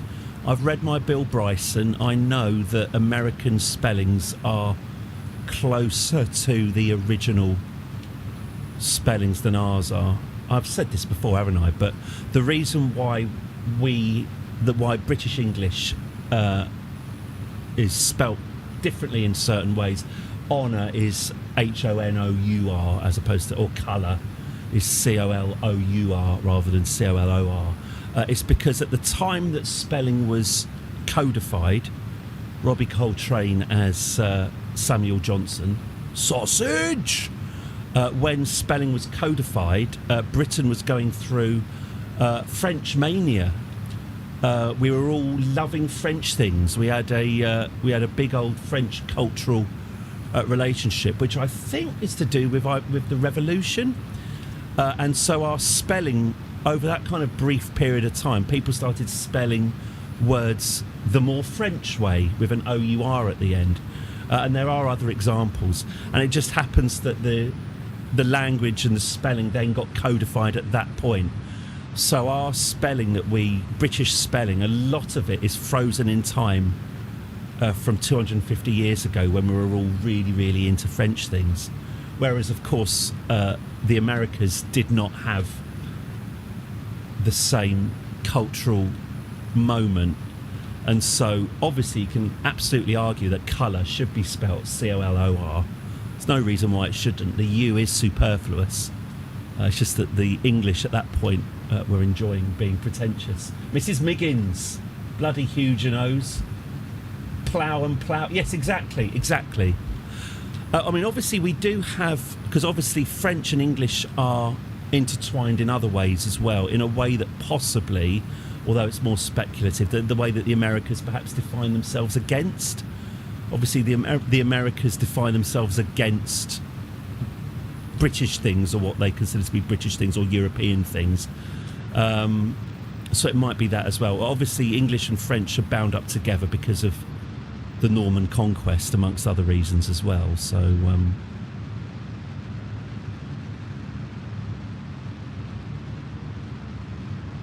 but yeah, I've got no time, honestly, for people being.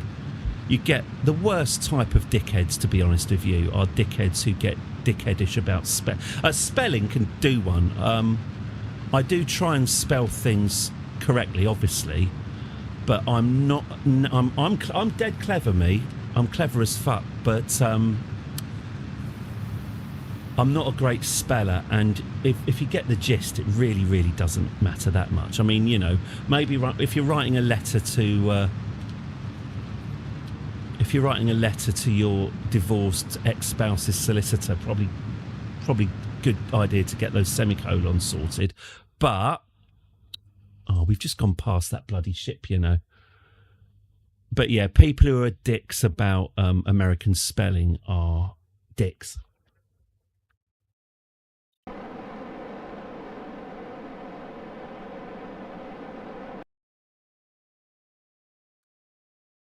You know, spelling's made up. You know, it's just what was codified at the time.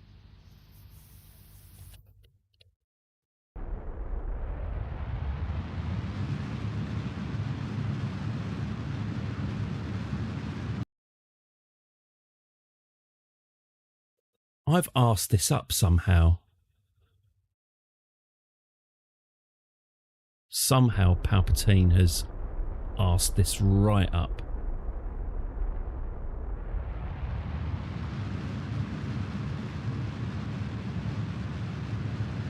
It really is very, very difficult to, he says, making excuses. It really is very, very difficult to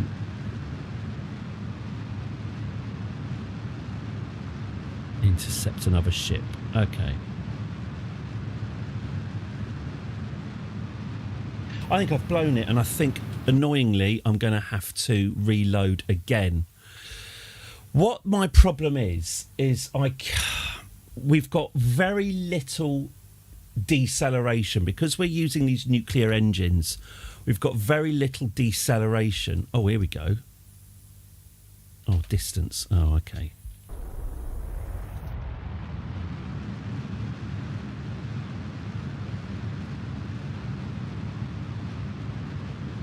We've got very little deceleration, and so I'm trying to bring our relative speed to our target,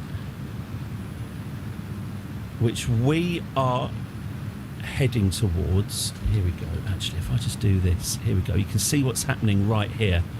So we are heading towards our target, but we're also heading towards the target quite a manky angle. So our relative velocity, because our orbits cross at this point where we're both, because of velocity, we're both travelling in quite markedly different directions. So therefore our velocities are also very, very different.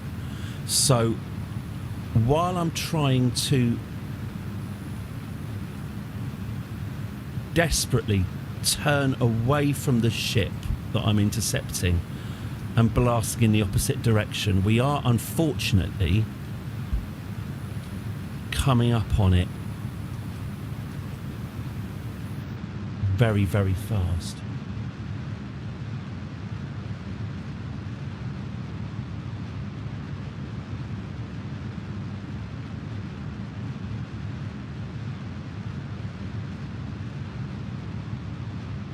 Yes.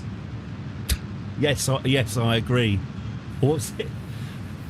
Yes, I agree. Or sorry that happened.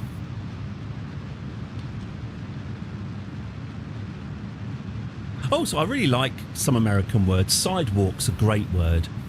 And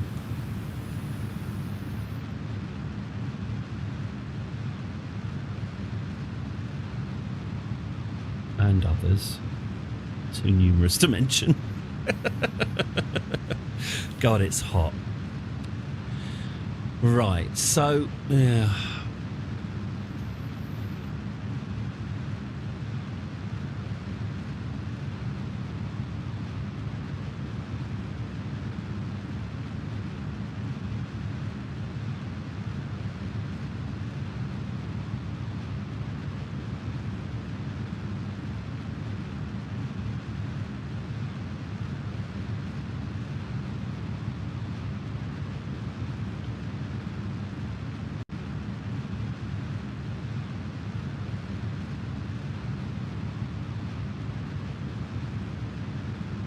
Oh, now that's interesting. According to this, that is interesting actually. According to this, we should... Maybe I shouldn't have reloaded actually. I might have lost my head a bit there. According to this, we should intersect with the ship in 13 minutes. Interesting. If we just keep the speed coming down. Okay.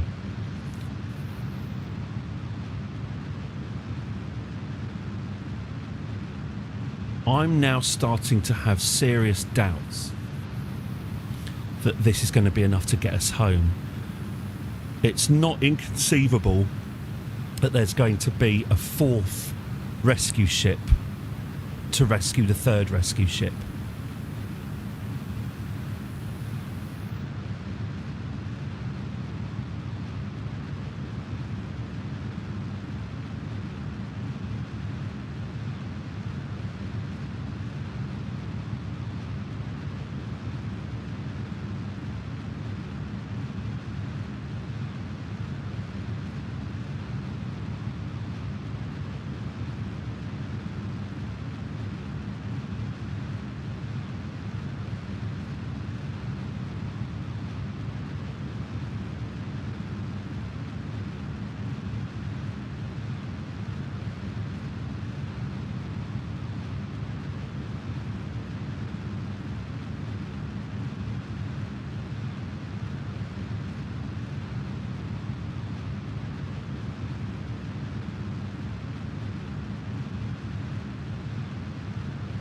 Thank you very much, Cholera. Oh, it's all right. I know. Oddballs are my people. I know that all right. Not that you're an oddball, but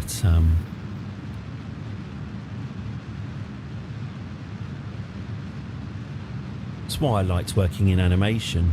Basically, everyone's autistic in animation. You don't have to be autistic to work in animation, but it really, really will get you a long way. Animators are people who have chosen of their own free will to spend months and months and months creating something that's going to last 20 seconds. And I like that. I like that level of obsession. Not being an animator myself, I have absolutely nowhere near the patience required. I can do a half decent bouncing ball. That, by the way, if you're that is or at least one of the standard animation tests. If you want to know what someone's animation skill and style is like, ask them to animate a bouncing ball. It might be the first lesson, but you can learn a lot about an animator by their ball bouncing. Try it yourself, by the way. I was teaching this to my daughter, and she made a ball that was just evenly just going up and down. And so obviously you have to take into account momentum and inertia, and you want a little shadow underneath for it to bounce. Compression as well. The compression of the ball, not just as it compresses onto the floor, but as it springs back up. It goes from being a fat oval to a thin oval. Is the ball spinning? It's a fairly common weeding out interview in the animation industry, is to get someone to make a ball bounce and then see how they've done it. I recommend it, by the way. If you've never tried it yourself, you can learn quite a lot. You can learn quite a lot just by getting a single ball bouncing loop done.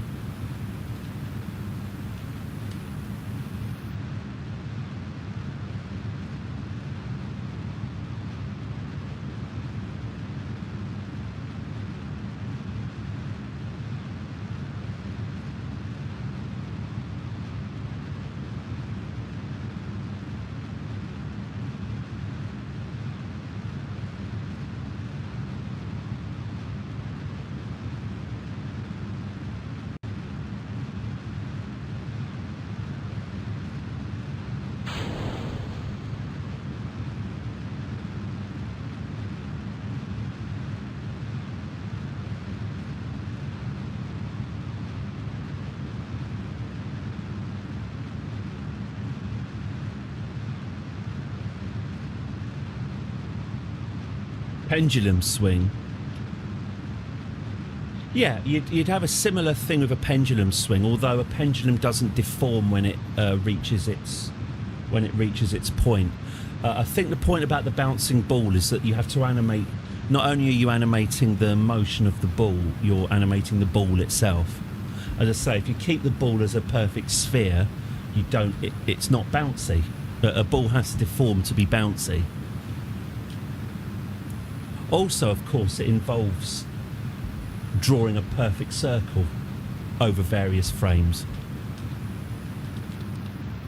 Also, how long, the other thing about the bounce is how long does the bounce last? I have actually been told this by the animation director of Peppa Pig. I've bloody well forgotten what he told me. I think it might be a 2-frame hold in a 25 frames per second bounce. I think it's a 2-frame hold of the ball being on the floor. You need to give the floor a certain viscosity. You can't have the ball, so the ball hits the floor, the ball then compresses down, and then the ball uncompresses, and in fact compresses itself into a thinner shape than it hit, and then it uses that to come off the floor. But you need to give the floor a certain amount of stickiness, otherwise the bounce doesn't read properly. What it is, it's the uncanny valley. In bouncing balls in animation, if there's ever an episode of bouncing balls, the animators will groan. because a bouncing ball is something that the human brain is very well conditioned to spot if the physics are wrong. And obviously it's very, very, very difficult in animation to get physics spot on enough that your brain doesn't care. Every now and then in Peppa Pig they'd play netball or basketball or something, and you just have to block out more time to get that done, because, as I say, if your ball bouncing, pardon physics, are even slightly wrong, your brain rejects it.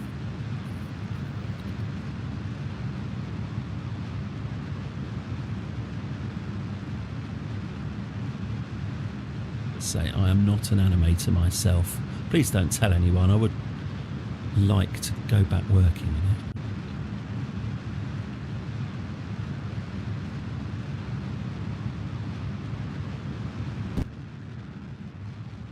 Right, let's lose these peripheral engines. Are we ready to lose these? Yep.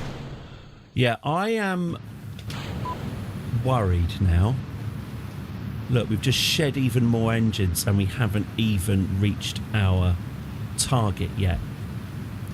We're down to our last 3 stages. A fly is flying along a railway track. A train comes in the opposite. At the point of impact, the fly's velocity is 0. Compared to the train. Yes, the fly's in contract with the train, yeah. So compared to the train, the fly's velocity is 0.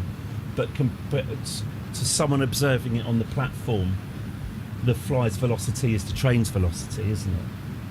Oh, the train's velocity compared to the driver is 0, isn't it? So the fly has stopped the train. No, because the train's... So when you're driving a train, the train's relative velocity to you, the driver, is 0, isn't it? And the fly's velocity is minus 80. So hang on. Am I right in thinking... We've got time, by the way. If a train's travelling at 100 miles an hour and a fly hits it dead on at, shall we say, 20 miles an hour, isn't the fly's relative velocity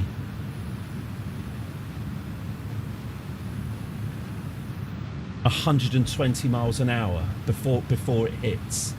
If the fly's flying towards the train at 20 miles an hour and the train is driving towards the fly at 100 miles an hour, to the driver of the train, the fly's velocity is 120 miles an hour. And then when the fly hits the train, its relative velocity to the driver is 0, but the train's velocity hasn't changed. I mean, obviously the train's velocity has changed a tiny amount because obviously the fly has acted as a tiny braking force.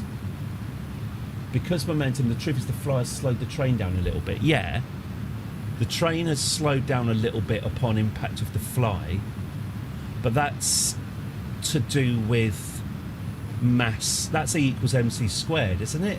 That's to do with the mass times the speed equals released energy squared. So the fly, when it impacted the train, when obviously like a train hitting a train at 20 miles an hour is going to have a lot more effect than a fly hitting a train at 100 miles an hour. Oh my God, are we out of fuel already? Jesus Christ, this is not going to work. I think we are definitely looking at another rescue ship here.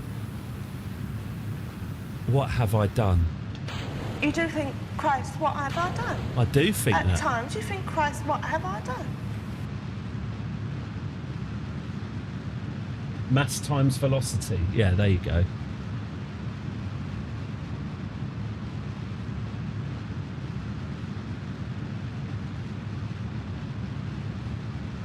How are we doing here?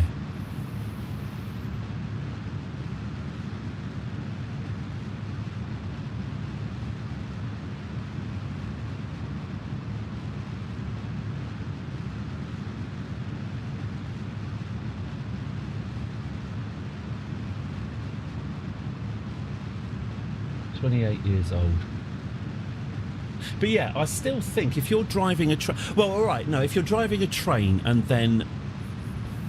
No, because if you're stood on the train, even if a train hits another train, your train's relative velocity relative to the driver is still zero, isn't it? Even if the train hits a brick wall, doesn't the train's velocity relative to the driver remain zero, notwithstanding the driver being thrown out of the cabin through the glass?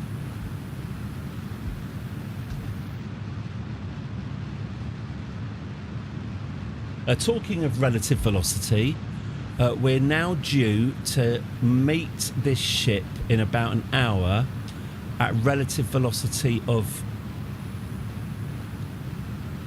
600 meters per second and falling.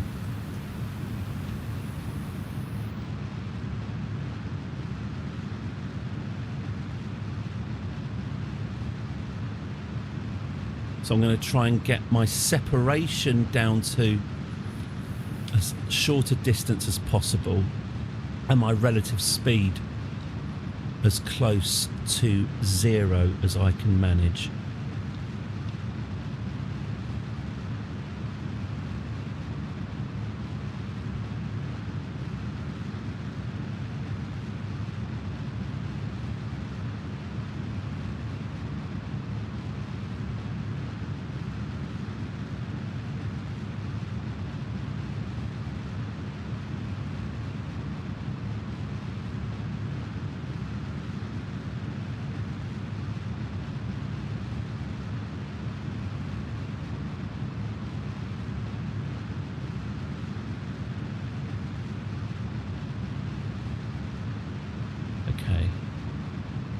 Nearly there.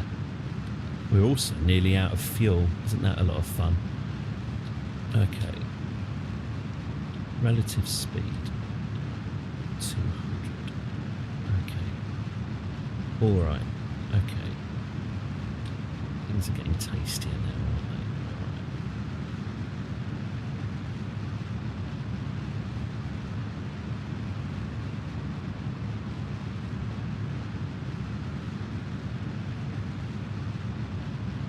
Stop. Okay. Falling. You're always falling in space, aren't you? How many Gs? We've got a G-force thing here, actually. At the moment, they're pulling almost no Gs because these engines have no acceleration to speak of. If you look at, they do pass out. Here's our G-force meter.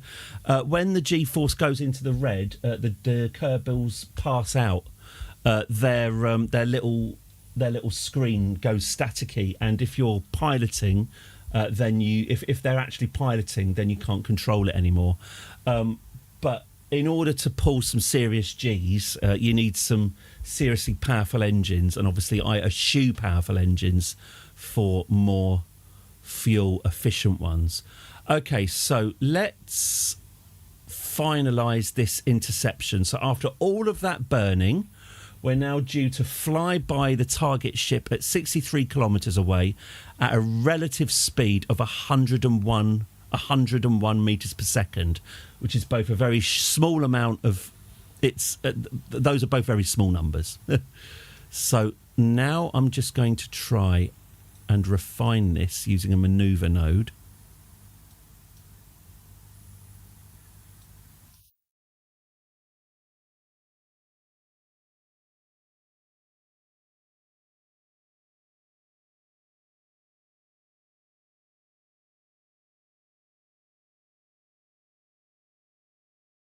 Or I could just eyeball it.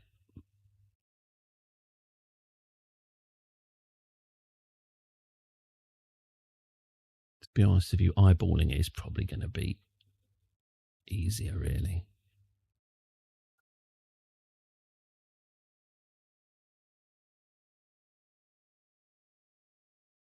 Oh, sod it. I'll eyeball it on the way in. It's fine. It's fine. It's fine. Okay. Let's save and let's travel to the next node, which I think is going to be here. Okay. So can we see our target yet? Not quite yet. The pool on the Titanic is still full of water. I've seen the pool on the Titanic. Oh, the captain's bath is fun. If you've never seen the captain's bath on the Titanic, that's because the Titanic's collapsing. The captain's cabin's roof has rotted and fallen off. And now you can see his bathtub. I just keep on thinking Captain Smith had his cock out in there when I look at it, which is probably not the main takeaway, but there we go. Okay, let's get a little bit closer to... Oh, stop! I didn't mean that close. Okay, here we are. So, how far away are we from our destination? Can we actually see them yet? Not quite. Okay, so the target's now over here. This is my retrograde. I want to push my retrograde over to the target. Oh, actually, do I want to go that way? Am I moving towards the target or what? No, I'm moving away from the target. So I want to move towards the target. So in that case...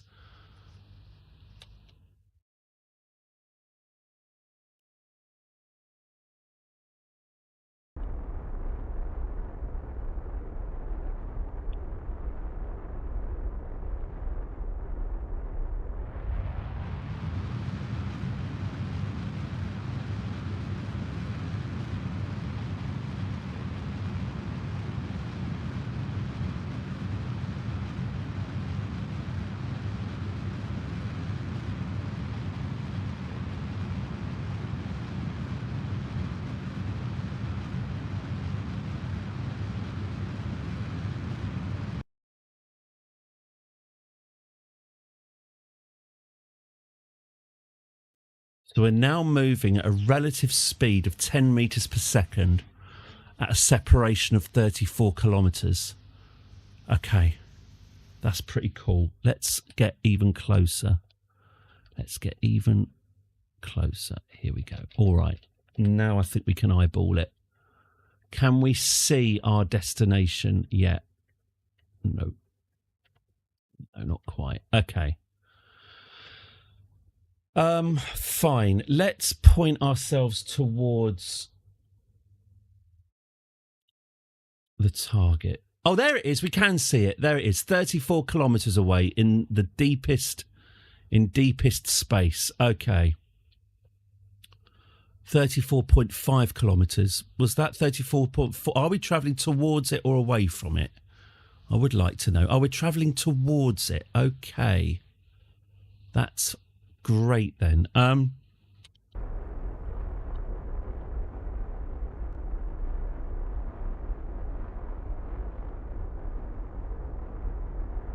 let's keep doing that then. Let's bring my prograde, stick that right in the middle of our pink circle, and then that will mean that we're heading right towards it. So I'm just coaxing my prograde into the circle, and there, we've done that. Okay, so we're now moving towards it. Yes, brilliant. We're now moving towards it at 20 meters per second. Okay, let's face retro.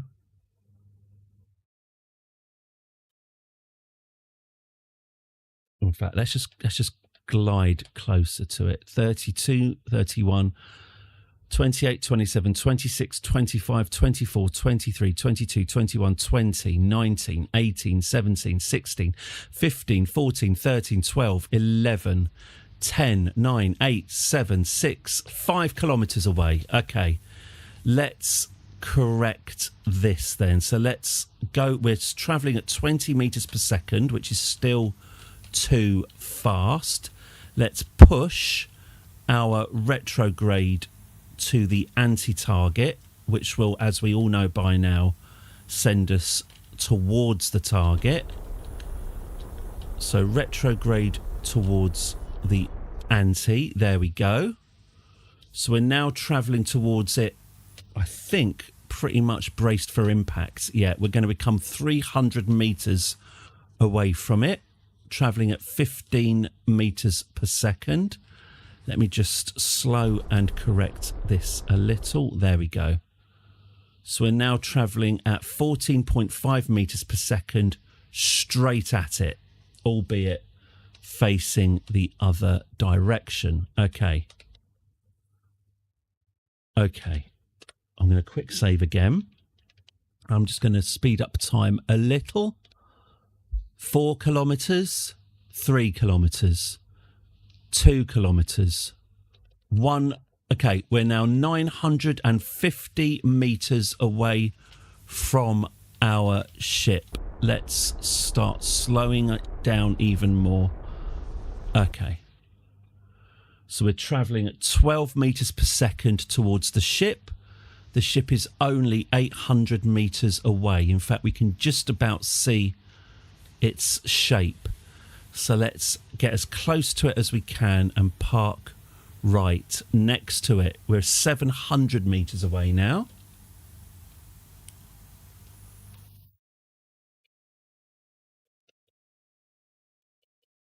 $600 metres away.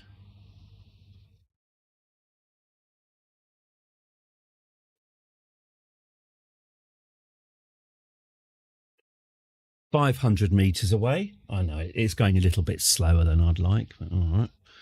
We're committed to the bit now. 400 metres away. I could speed it up a bit, actually. Yeah, that's quite good. 300 metres away.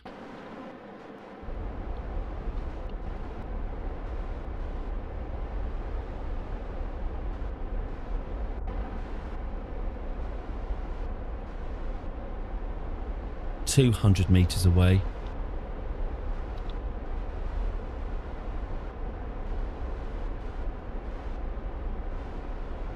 Okay, we're actually going to crash into it if I'm not careful. We don't want to do that. 100 metres away. We're just a sprint away. Let's fire our engines and get this thing slowed right down. Okay, we're 50 metres away. Let's get our relative velocity killed. 40 metres away. 6, 5, 4, 3, 2, 1. There we go. We're now pretty much in deep space, by the way, and this really is, I keep emphasising it, this really is no mean feat. We've intercepted our Kerbals in deep space pretty much by eyeballing the nav ball. Good for me. I'm quite pleased with myself. Okay, so let's target their docking port, and let's control this from our docking port. Okay, and let's now point this ship Deep Space 9. Ja, das ist Deep Space. Das ist gut. Okay, so we're now orientating our ship towards their docking port. Here we go. And lock that off. This is now, as you can see, this is now pointing towards this ship. Let's switch ships. Here we are. Here are the guys. Good. So if you could target this docking port and get your docking port pointing at them. Yes. Now, this is the more manoeuvrable ship. Does it have any RCS on board? Yeah, it's got plenty. So let's now get our smaller ship to dock with our larger ship. So we've got our nose is pointing at the target. So we've got 2 out of 3. It's got plenty. We've got plenty. No, Plenty got of plenty. monopropellant. We've all got plenty. Of monopropellant. Plenty to go round. And we will be sharing My it. wife. Got what it takes. Now, there's a lady who's full of monopropellant. So my nose is... So there's 3 things. In order to dock, you need 3 things to be in alignment. You need your nose, as depicted by the orange dotty triangle thing. You need your nose to be aligned with your target. The target is the purple circle. So I want this dot to be on this dot. And we also need our prograde, which is the direction that we're travelling forward. We also need that to be lined up. We need all three of them lined up to be docked. So I'm switching to RCS controls here. There we go. And there's my prograde. So I'm by using my RCS controls and my nose controls. There. That's it. That's pretty much it. And that's us now travelling very slowly at 10 centimetres per second. Let's increase. Let's make it a giddy 50 centimetres per second, shall we? This is us now travelling towards the docking port. And what I'm doing is I'm keeping my eye on my nav ball, and I'm trying to keep all three of those elements aligned. It's a fiddly job. I think we're probably coming in a bit fast. Let's reduce speed a bit. There we go.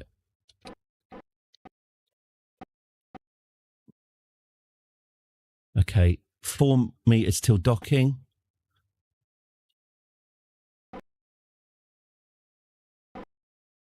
Three meters to dock. Oh, we're starting to lose our direction a bit here. Oh, it's starting to go a bit. Oh, we've just bounced off them, but will the magnets take? I hope the magnets take. There we go. There we go. And that is how you do a deep space interception. Wonderful. Great. So, Jebediah, Sigbro and Rawin. Rescue has arrived. Are we going to get home now?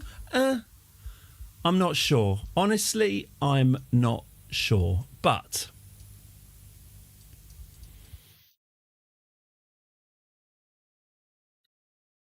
at least we can get part of the way there. Part of the way there? Yep, part of the way there.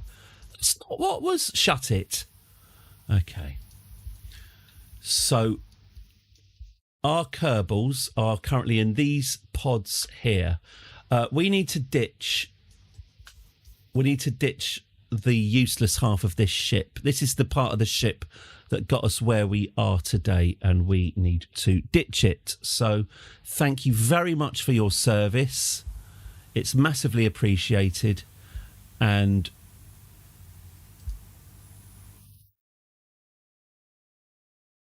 goodbye. There we go. Farewell, engine section. You did all right. You did all right. Thank you for your service. Okay, so now we've got our big green ship, and it has successfully docked with our pods. And here we are. We've even got a nice optimistic heat shield here for re-entry. Now, I don't think, in fact, I'm fairly certain that we don't have enough. We don't have enough fuel to get home. Never mind. These things happen. Honestly, I don't think we could have got a heavier... I don't think we could have got more into orbit than we already had. Getting into orbit was hard enough with this. So we've done okay, I think. Relatively okay, anyway.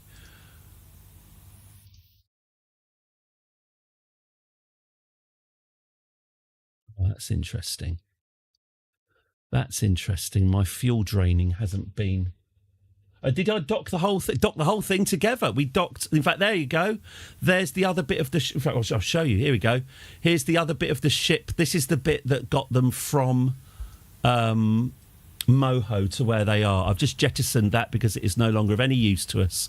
But there we go. So this is our green rescue ship, and it has docked with the pods, and then we ejected the ship that was previously attached to the pods. So you've basically swapped one engine module for another. Now, my fuel tanks aren't draining properly, which is annoying. That's got... Oh, I see. Yeah, they've all got a variable amount of fuel in them. I really need to even this out. That's got 163. That's got 163. That's got a full 400, but that's also... Oh, my God. All right. Actually, no, that's fine. I can do this. All right. So if I drain these upper tanks... So we're now doing fuel management. Who doesn't love fuel management? Right. So that tank is now empty. Yes? Yes. Okay. This tank is now empty. So that means we can ditch it, doesn't it? That means we can decouple that tank now.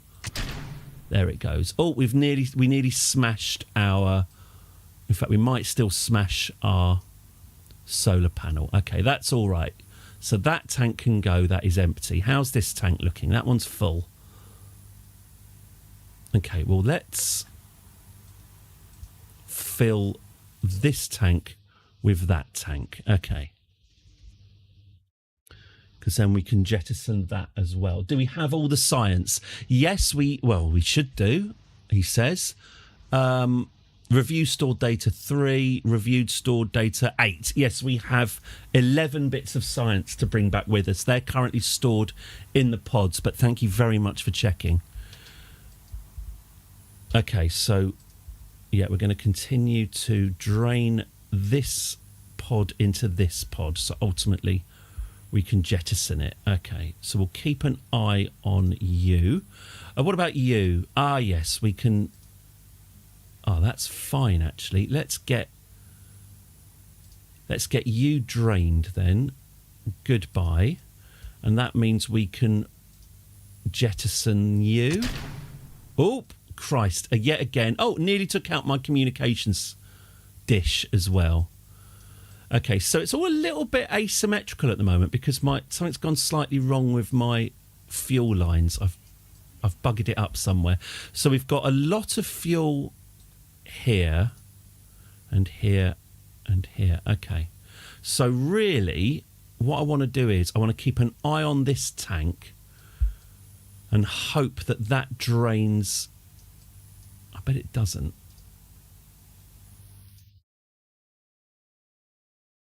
Hope that drains correctly.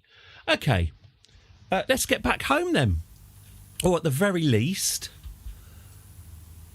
let's get ourselves ready to get back home. Okay, so let's get the planet Kerbin as our target. Set as target. There we go. And what's next for us? We've got an ascending node. Oh, actually, this is perfect. We've got an ascending node coming up here of 3.2. So let's go to the ascending node. Let's correct our angle of inclination.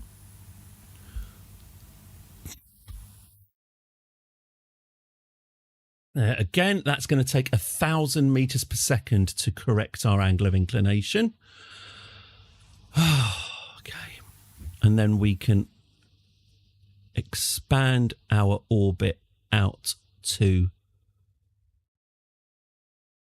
Kerbin. There we go. And our angle of inclination is acceptable. Okay. That will extend our orbit out, but it will leave us just shy of intercepting it. And this is going to take a lot of our fuel. Okay. Burn time 8 minutes. All right. Node in 36 days. Okay, Jeb, Sigbro, Rawin. Actually, could one of you just go EVA for a second? Thanks. Have we got EVA data for this bit of space? Yes, we already do. Okay, we'll get back into your box then. You can expand my orbit any day. Ooh, I'll expand your O-ring. Okay, good. I'll warm up your O-ring, stop it cracking. Okay, so let's fast forward to our next node. So here we go. Here we go, we can see. So we're now currently, you can see that we're on a very different orbital plane to Moho. Bloody Moho. Don't worry, we will never ever go back to Moho again. I'm sick of it.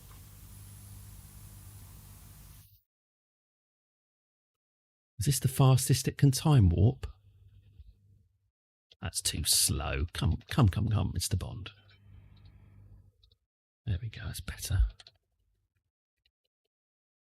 There we go. 19, 18, 17, 16, 15, 14, 13, 12, 11, 10, 9, 8, 7, 6, 5, 4, 3, 2, 1. Wallop. Okay.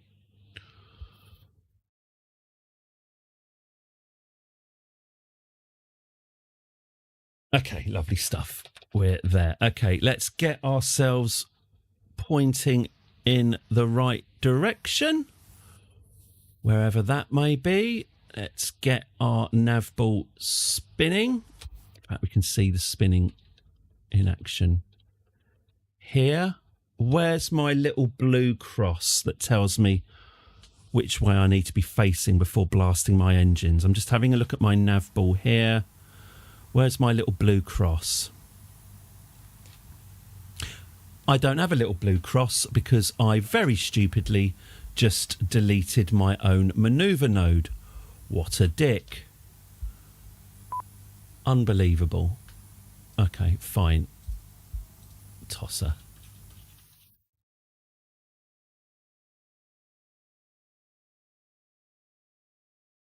Let's calculate that maneuver node again, shall we?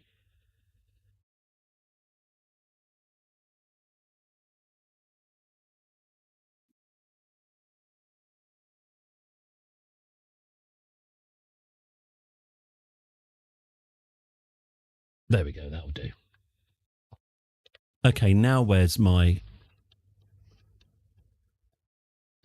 There's my little blue cross. All right, we've got it. Okay, let's get ourselves locked onto the blue cross and lock, and then go down a bit here and then lock. Okay, engage stabilizers and full throttle. Now I'm going to have a look at this liquid fuel engine. Oh god, it's giving us bloody instability, isn't it? Yeah, this liquid fuel engine is not draining and it's making our craft unstable. Ugh. Okay. How can I deal with this? This is how I deal with it. I get these two fuel windows open, then I output the fuel that way. Yeah, good. And then hopefully this tank will drain nice and quickly. Okay.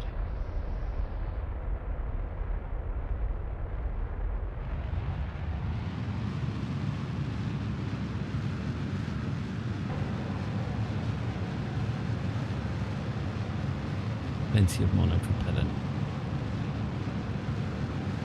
Well, I say plenty. I've got enough. It's fine. So we're burning quite a lot of monopropellant. You can see it coming out here. We're burning quite a lot just to keep this craft stable because it's currently asymmetrical, although I'm about to deal with that. I'm going to get rid of this excess fuel tank that's been wired in incorrectly by someone.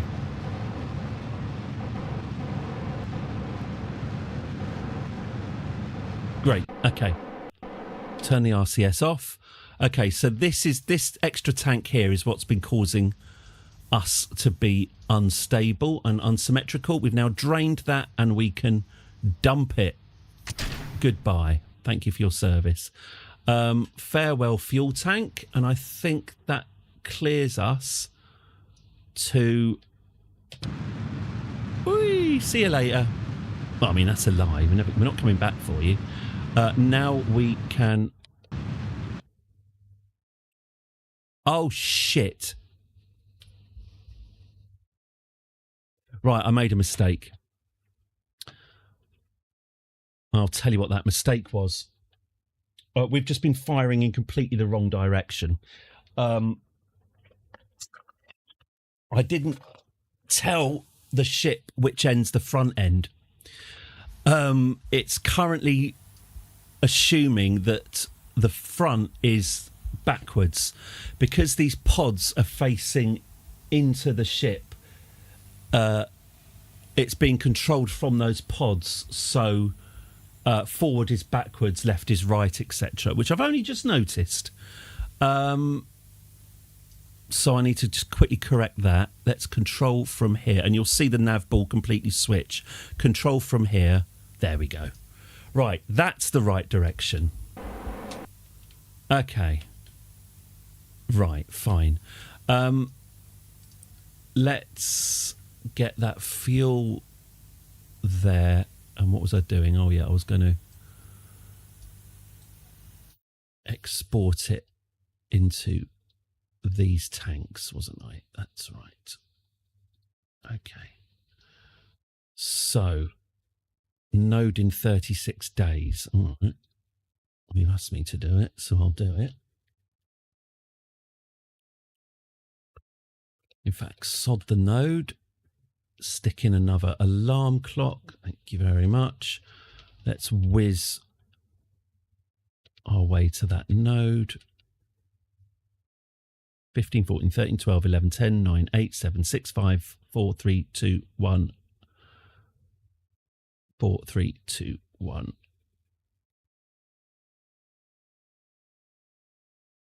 All right, close enough. There we go. Right.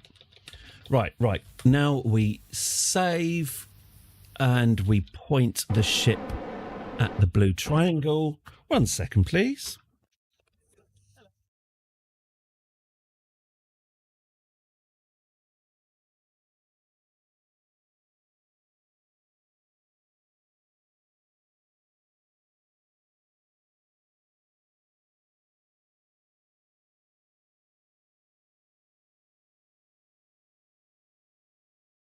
Might be finishing at 1:15 depending on what's happening. So yeah, a little bit of a shorter stream today. Sorry about that. Perhaps Stuart can do the honours. A blue for you, Catherine. Blue. Sorry. Catherine, I'm really sorry. Okay, so now we're blasting our way back to Kerbin. Now we're actually controlling the ship from the correct end.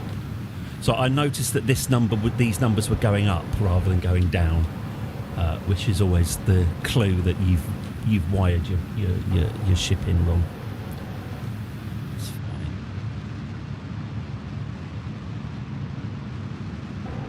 Oh Christ!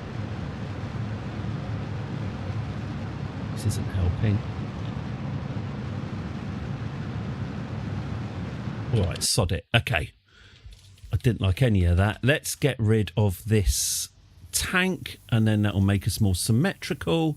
Decouple the tank. Okay, lovely stuff. Now the ship should function better. Let's dump that tank. See you later. We've been here before. Okay, there we go. Right. That should do it. Okay, right. Good. Let's get rid of you. Let's get rid of you. Lovely. Okay, these numbers are now going down nicely. Oh, pardon? It's getting quite tiresome. Yeah. So now we're on our way back. Can we see what our orbit is doing? Yes, we can. Good question. Thanks for asking it. Here we go. So here's our apoapsis. So we are now obviously close to the sun. The dotted line is where we want our orbit to be. The yellow circle is Kerbin's orbit around the sun. So this is another Hohmann transfer where we are getting our apoapsis up at the height, if you will, of the planet Kerbin. Then when we're at our apoapsis, we can then bring our periapsis also to the height of the Kerbin orbit, and then we will be in a nice perfect orbit of Kerbin.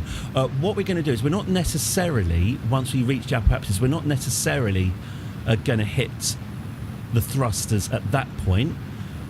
We might want to wait. We might actually genuinely want to make a few more trips around the sun before we're at the ideal point to match our orbit with that of Kerbin. Haven't thought that far ahead yet. At the moment, you can see what's happening. Our blue orbit line is expanding outwards, and it will expand outwards at a greater and greater rate. The further the apoapsis is from the periapsis, the faster the orbit grows.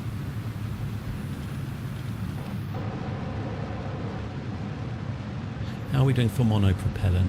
Oh, we're doing fine for monopropellant. Good. So if we hover over the apoapsis, you can see here it's just about to hit 8 million metres. And that is gently increasing. I've gone from being completely convinced that we're screwed to being mildly optimistic that we could get them back.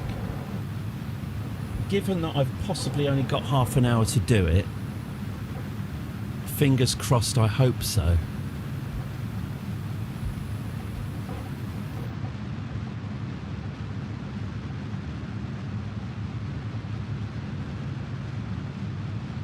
So we're looking for an apoapsis of 13.5 million metres. We're currently at 8.5 million.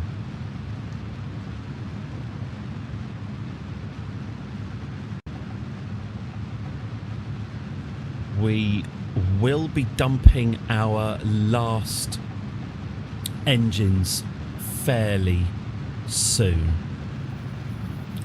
And then we'll be down to our last engine. So we'll find out if this one engine is enough to get us home. If not, the game louder than normal. I can turn it down a little bit.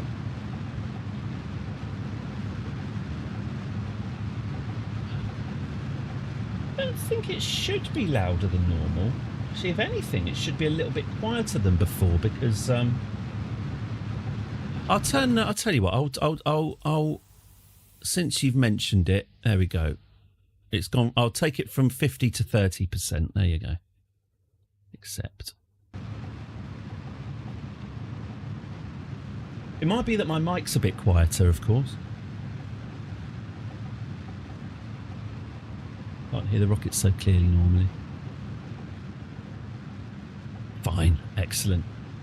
Well, Space Ben, you are 100% of my audience feedback so far, so you have untrammeled power. Okay, so we're going to lose off in half an hour. Yeah, possibly half an hour to 45 minutes. We have an appointment that I have no control over. Okay, so that's the last of the engines. Let's ditch those. There we go. We're down to our last engine. That is a very pleasing ballet, isn't it? I do like that. Just sit and watch that all day. Very, very relaxing. Okay, so we're down to our last engine. Let's abandon this junk in space. Off we go. Thank you for your service. And that's it. Whatever fuel... It was approaching 4 p.m. yesterday, yes. Putting the core in Korolev. I've got to watch the third part of that BBC space series. The one with the terrible names, but surprisingly good. The one about the Mir space station. No, the second one was about the cosmonaut program. Not as good as the cosmonaut program that was on about 10 years ago. But it was pretty good. Yeah, I should watch that again. Since Artemis has stopped being a thing, I've stopped being interested. I'm still trying to find a good point to force my children to watch Apollo 13. I don't think they know anything about Apollo 13, so it might be quite interesting to see how they react, not knowing that, spoilers, everything was fine. Although Kevin Bacon did become a Republican.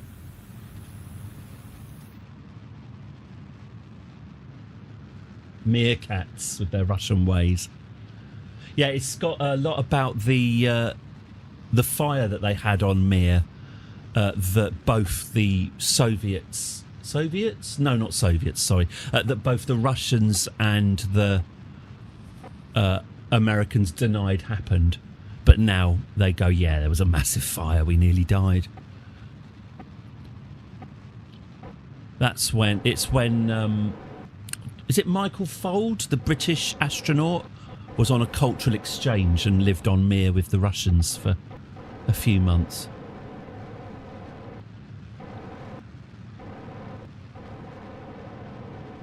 I think it's called Once Upon a Time in Space. All the episodes, it's a terrible name, and all the episodes have terrible names, but the content is actually very good. God, I tell you what, I've been so spoiled. I saw, there was an advert for a new Second World War documentary. Oh, Tom Hanks's Second World War or something. And all the footage is in black and white. I have been completely spoilt by Netflix. Those Netflix World War II documentaries, all in lovely, lovely colour, so I can empathise. And and now I'm now spoilt going back to black and white. I can't empathise with these people. These are monochrome people. I need flesh colours to feel anything now. Get your colouring book out, Mr. Hanks, and come back then. It's weird though, because does that mean that Netflix themselves colourised the war footage and they're not sharing it? Because I wondered, was it some kind of sort of Imperial War Museum effort to colorise the footage? Maybe not. Maybe everyone has to colorise their own footage or pay Netflix for a premium.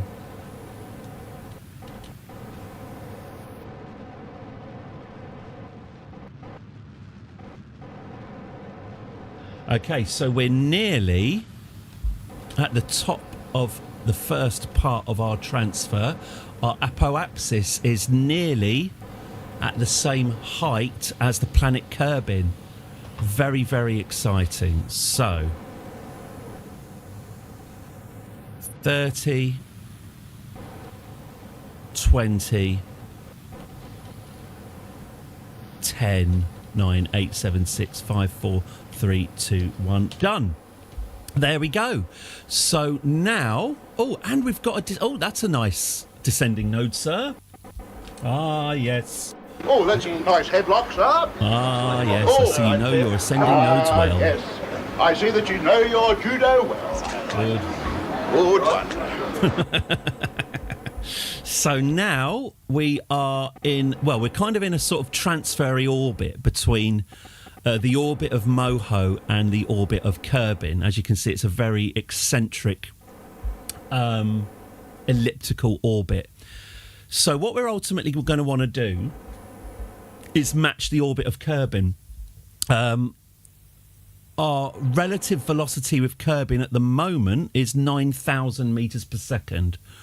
3,000 is what we want in order to get into... If we dip into the atmosphere at 3,000 metres per second, we will possibly survive. 9,000 ain't going to happen. So we need to circularise this orbit. Let's add a manoeuvre at the top of our orbit, at the apoapsis, and expand the periapsis. So by firing prograde at the apoapsis, you can see here my periapsis, my perineum. We're all thinking it. My perineum is expanding. So there. So if I were to wait until our apoapsis and circularise our orbit, this is what will happen. We will be here and Kerbin will be here.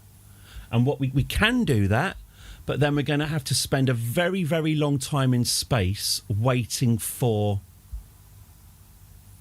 us to very gently drift towards Kerbin.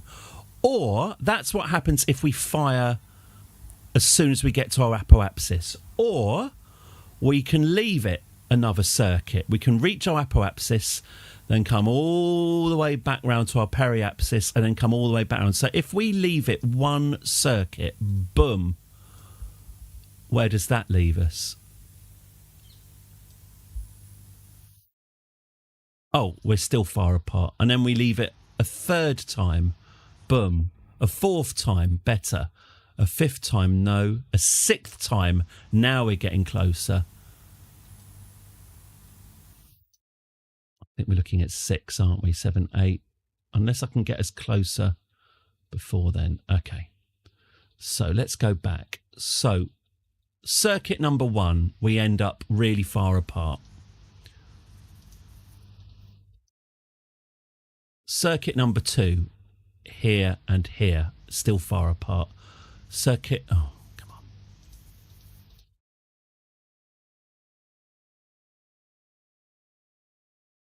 Oh man, sorry, I'm click. There's a lot of icons to click here, and I keep clicking the wrong bits.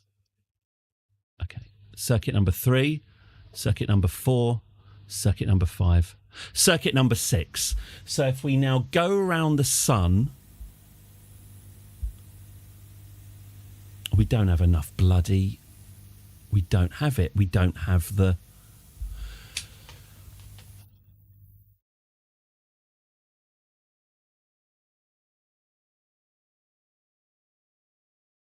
I don't think we've got the. I don't think we've got the fuel to do it. You know. What have I done? You do think, Christ, what have I done? I am thinking At that, times Lynn. you think, Christ, what have I done? I'm thinking that very much. Is there a way?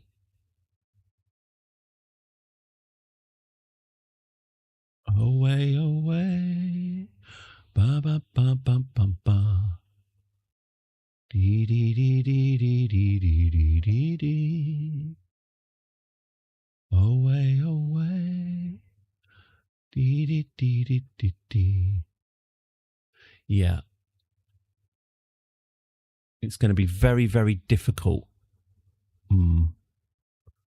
Difficult, lemon difficult. Oh, hang on. That's a nice slingshot, sir. Would that help? That.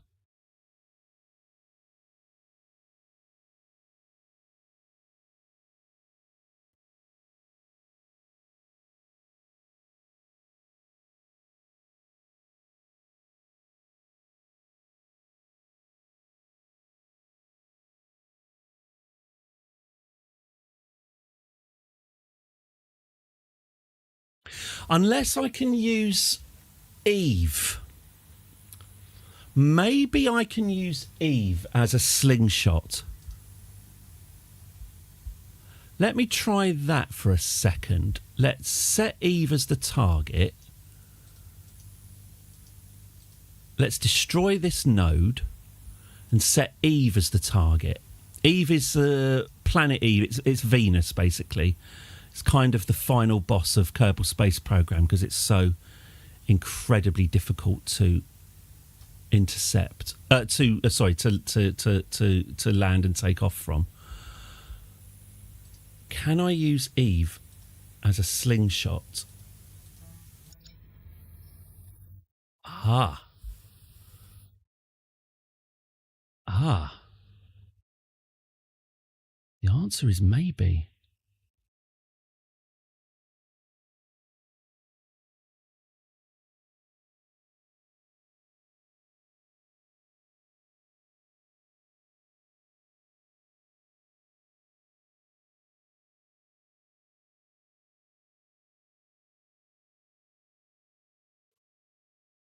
We might be able to. We might be able to fly past Eve, and then, because Eve has got a very powerful gravitational field. If we don't fly straight to Kerbin, if we fly past Eve at the right angle, that could take us to Kerbin for much less fuel than we have, because we do not have enough fuel to get to Kerbin under our own steam. We might need some assistance. Okay, I quite like this idea. It's very ambitious, and at the very least we'll get more science that way. Why don't we do that then? Let's try and be ambitious and slingshot our way back to Kerbin. Let's try it. You're going to be out in space for another 4 years. That's the downside.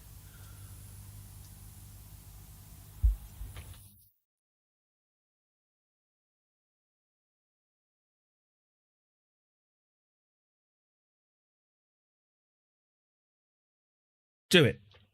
But you've asked me to do it, so I'll do it.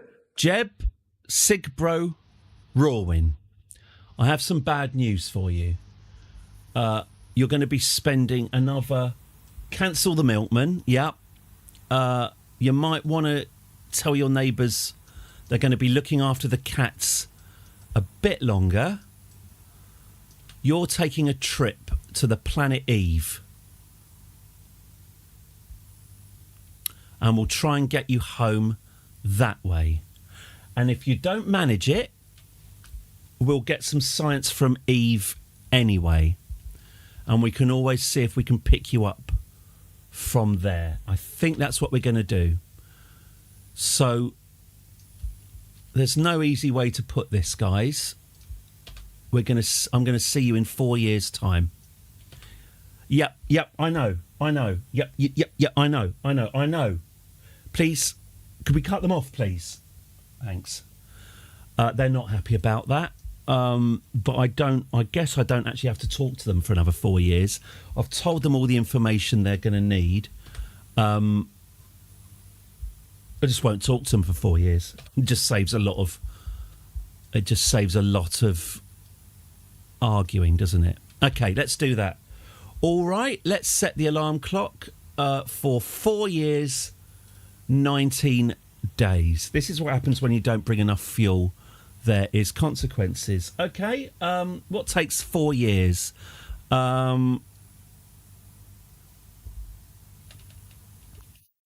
Could run for Kerbin Parliament, I guess. All right, here we go. Let's speed through time. Let's go at maximum speed. 3 years. All right, so now we can watch the ballet of the solar system. Okay, here we go. So here comes our ship on its first pass of the Kerbin system. Trained for the next Olympics or World Cup. The Olympic bribery process takes 4 years. There's plenty for us to do. Plenty. You can do a degree and a supplemental master's, I think, as well in 4 years. You can become 4/7 qualified to becoming a doctor. So we've just passed Kerbin and we're now going back to Moho. We're currently in an orbit that's between Kerbin and Moho. So we're now at Moho distance at our periapsis and we're coming back out. See, that year didn't pass. That flew by, didn't it? It flew by.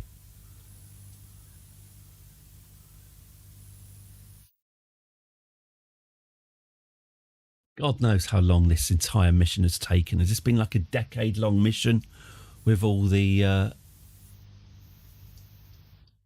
interceptions? Okay, so we are now at Kerbin orbit again, but Kerbin was ahead of us before. It is now behind us. And we're coming in for another circuit. By the way, I'm running this at maximum speed. It really is going to be a long time in space. Okay.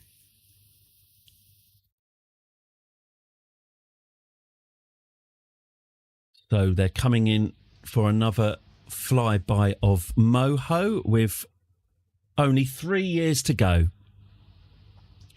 They reach their periapsis here, and you can see, well, we're nowhere near Moho. We're on the other side of it. Here's Eve here.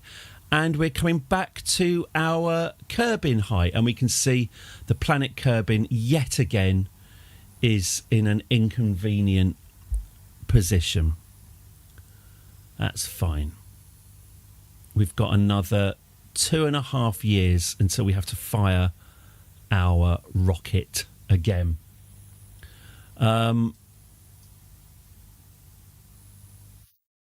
So yeah, we're now at the Kerbin orbit, but Kerbin is almost at the opposite side of the sun. So here we go again. We plunge back into our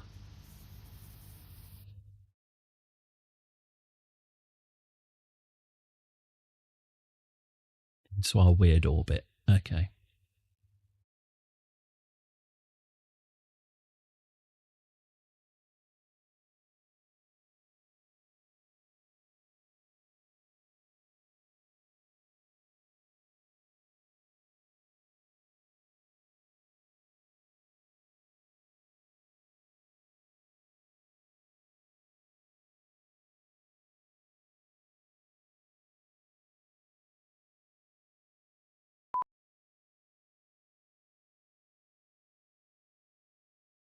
Okay, so how long have we got? We've got just 2 years left. So as we reach Kerbin's height again, we can see that it's behind us and no use at all. It is surprisingly difficult calculating fuel-efficient trajectories between planets, as planets do have an unfortunate tendency to move around a lot. Okay, so we're coming up on 2 years to go. They should be halfway through their Olympic training by now. Right, they've got plenty of protein. 3 viewers. This isn't box office, is it? This isn't bringing in the casuals. Hey, look, this is the sharp end of Kerbal Space Program. If you can't take this, then you've no business. Was it something we said? I know. That's why I went on till 4 yesterday. I was going to knock off, and I saw there were twice as many people as normal. So on I went. Not really going to feel too bad. Well, you know, it's the nature of Kerbal Space Program. Sometimes you're burning all your rockets landing on a mountain. The next time you are just watching icons follow a circle.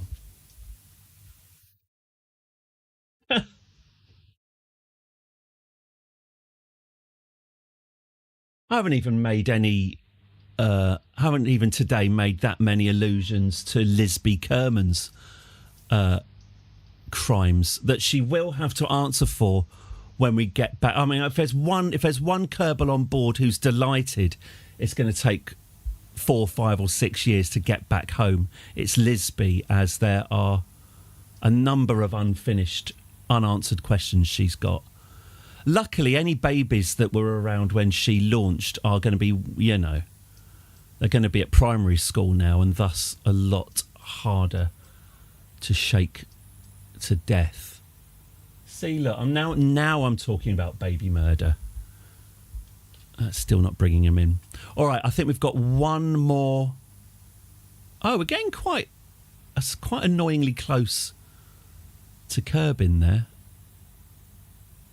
Curbing our worst instincts. Yeah, that is actually quite frustratingly close. I wonder if we could have actually done that if I'd put a node at a different point. Oh, well, we're committed to Eve. We're committed to Eve now. We will at least be flying by Eve and getting some more delicious science, which we do need to do. So, in fact, maybe we could fly by Eve's moon, Gilly, and get some science from there as well. Just absolutely packed full of science, and it will give our scientists even more experience. If 4 years out in deep space, 5 years, 6 years out in deep space doesn't give them some sort of scientific insight, I don't really know. Okay, so we're coming up on our node now. We're at our node in 300 days. It looks like we're going on yet another trip around the sun. Hello. I know who that is. Hey! Thank you so much. Thank you very, very much, Steelwinger. 13 months. 13 long months. It's not 4 years, but it is 13 months. Thank you so much. Again, massively appreciated, Steelwing. I know that Kerbal Space Program isn't your main wheelhouse. I know you're a Crusader Kings fan, so thank you very, very much for persevering through this time. I really do appreciate it. Thank you. CK3 will return. I saw the developer. I've got an eye on this. I've got an eye on the space. I saw the development. Thank you very much. I saw the development blog that they updated, outlining the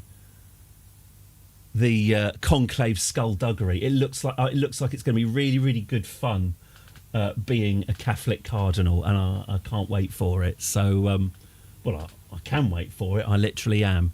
But yeah, I'm looking forward to jumping back into Crusader Kings III as soon as that DLC is available. But we're doing this now. Here we go.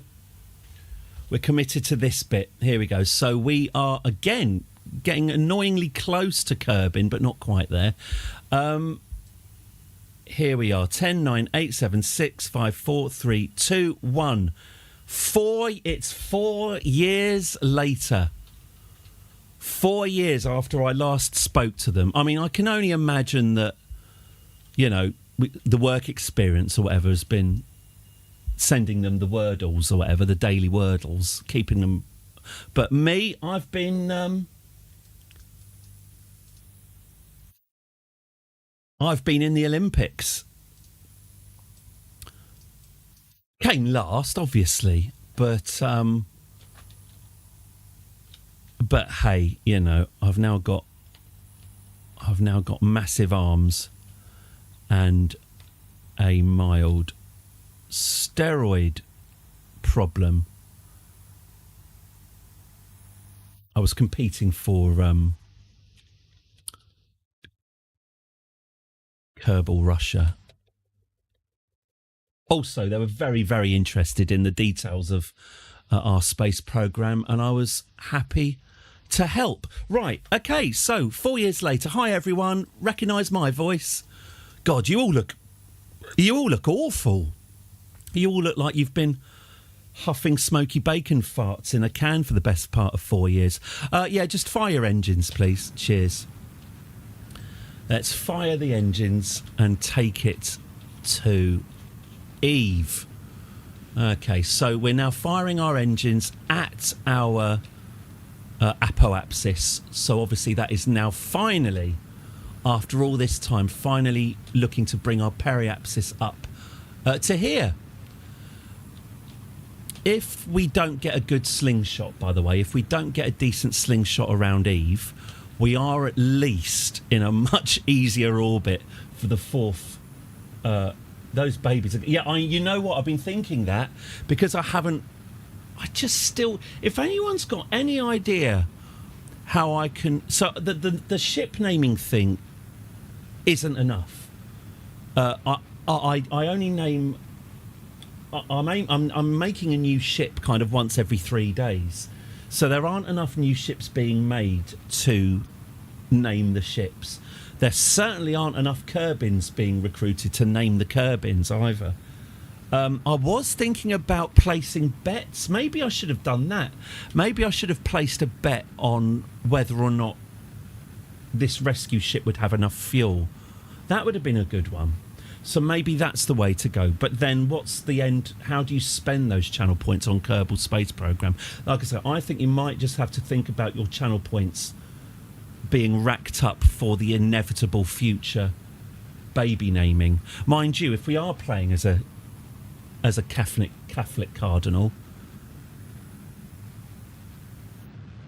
we'll just have to be a dirty cardinal, won't we? With a cassock smelling of linden seeds. Pretty sure there have been popes that have had children. Mate, Whether or not they had children while they were in office is debatable.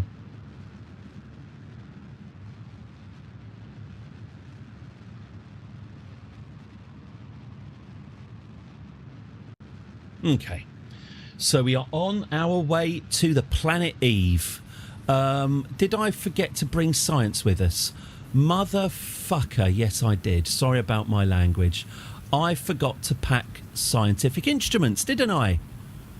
We're going to go all the way to Eve and without any scientific instruments on board at all. Is that right? Yeah, that's right. Yeah, that's right. Forget about the science then.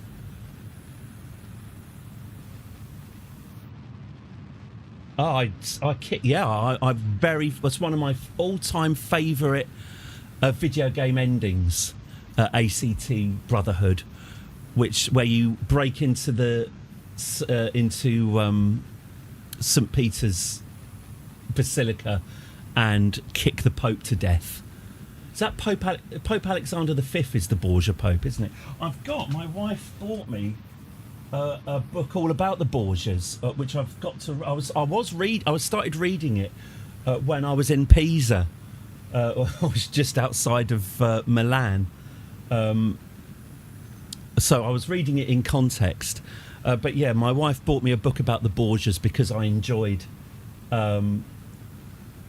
Assassin's Creed Brotherhood so much. Yes, there may very well be a knock at the door soon, which will mean I have to cut today's stream a little bit short. And I am sorry about that, although I was streaming till 4:45 yesterday. So, will we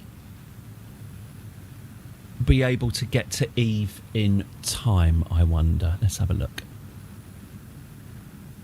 I mean, the other thing we could do, we could always land on Gilly.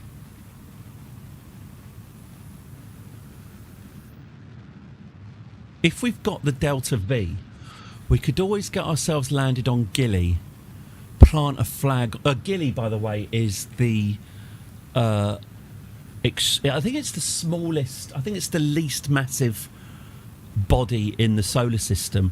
It's the moon of Eve. You can actually orbit Gilly using your jetpack. You can travel to and from Gilly just using your jetpack. It's got... so little gravity. I think even jumping in the air when you're on Gilly, you've got a chance of reaching escape velocity. Do I have a lander with feet? And that's what I'm thinking. Do we get Jeb or whatever? Refunds are backdatable. No refunds. It might be that we can literally jump out of a ship orbiting Gilly and land on our feet. We don't need no stinking landers. Let's have a look anyway. We can see here our orbit is becoming more circular. It's becoming less eccentric. Our periapsis is going up, and soon obviously it should intercept with Eve's orbit. This is all progress, by the way, even if our fuel ran out now, and we are less than halfway in our fuel now. Even if our fuel ran out, we would we've just made it easier for rescue ship number... Hang on, is it rescue ship... Oh no, it's ship number 4, isn't it? Ship number 1 was the one we sent to Moho. Ship number 2 was the lander. Ship number 3 is this one. Yep. So this is the second rescue ship, the third ship in all. So yeah, the third rescue ship will have an easier time. It's a much shorter journey. But as I say, there's the possibility that we may be able to use Eve's substantial gravity. Eve is 3 times as massive as Kerbin.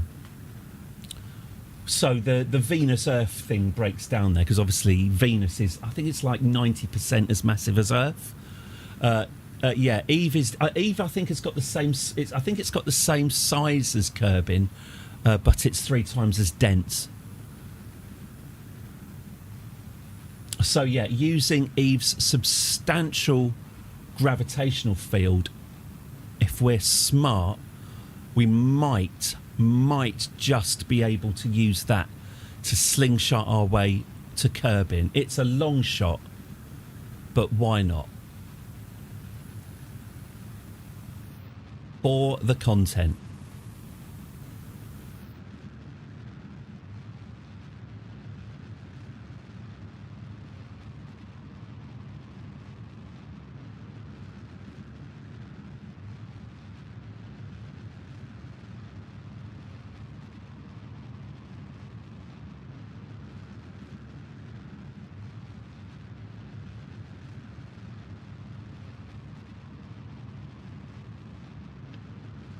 How are we feeling about this mission? All I know is my gut says maybe. Well, that's my evaluation of the situation as well. There is another way of putting it. That was a disaster. Should never have put me with that woman. Whose idea was that? Lisby, I think. Sue, I think. Oh, it was Sue. It was just ridiculous. So beautiful and so neutral.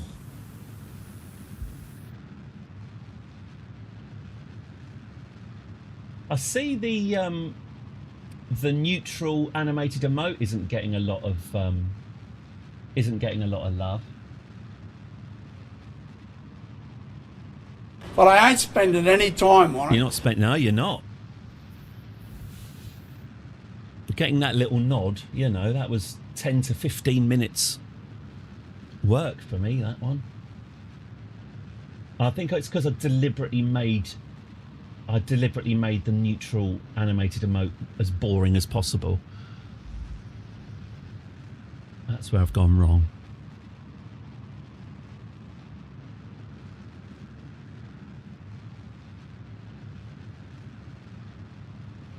It's no muddy Charlotte, is it? Hey, look at me. I can gigantify emotes for free. Kind of a big deal. Don't cost me nothing. I'm the admin, mate. I can make it rain. Hang on. Can I make it rain? On-screen celebration. Let's have an on-screen celebration with Douglas Hurd. Unleash the celebration. There you go.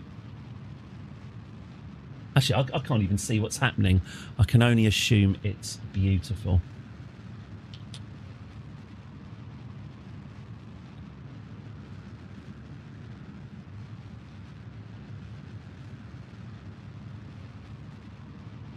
Okay, I've got about 9 minutes until I'm due to knock off.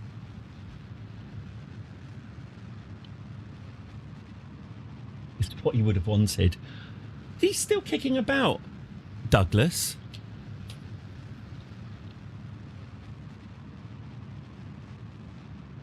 I haven't got him tagged as dead in my internal database. I'll have to have a look.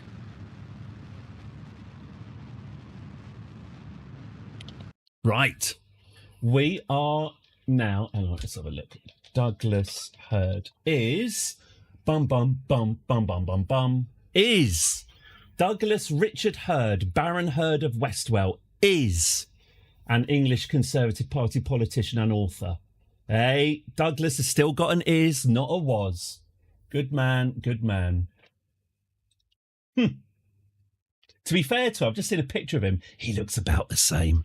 It's that thing about if you spend your whole life looking like you're 60 years old, eventually you grow into it. Brilliant. Right, we are now due to intercept Eve. Let's have a look and let's see if we can do some slingshot malarkey. Okay, so we're currently due to swing by Eve.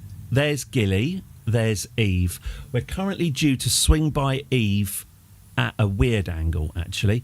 Now, okay, what I'm going to do is I'm going to switch to RCS. I'm going to see if I can tug this periapsis into a more amenable position. How's my monopropellant doing? Oh, I've got plenty, that's fine.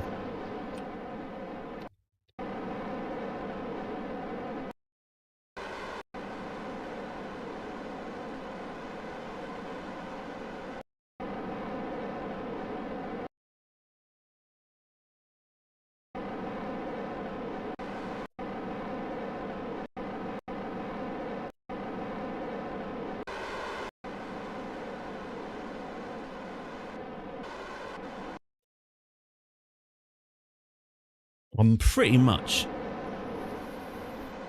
hitting these keys at random. But anyway.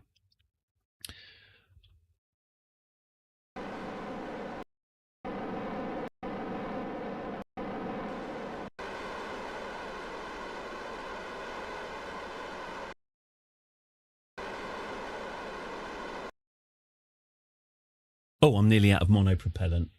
Okay, so I don't want to do that anymore. All right. Now, that has done a slingshot. What's that done to us? What has that done to us? Ah, okay. Fine. Now, where are we? We're here. Let's be having you.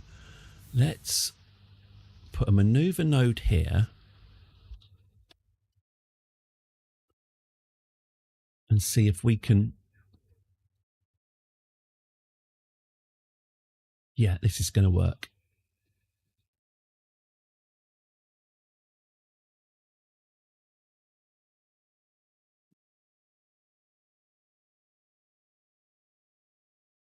Okay. That's a slingshot. And you can see from all these dotted lines where that's going to sling us now. This is going to be very tricky. Let's have a look. Let's see if I can get an angle on this. That's going to... There we go. Oh. See, that would sling us out to Mars. Sorry, to Juno. If we did that.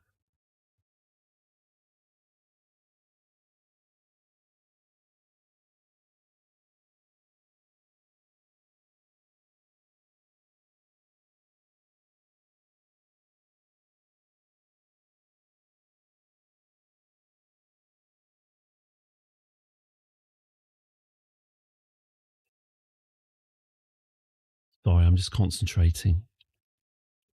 The day the patter died. Set as target. Okay. Actually, you know what? Get rid of that node. Stick this here. Add a maneuver node.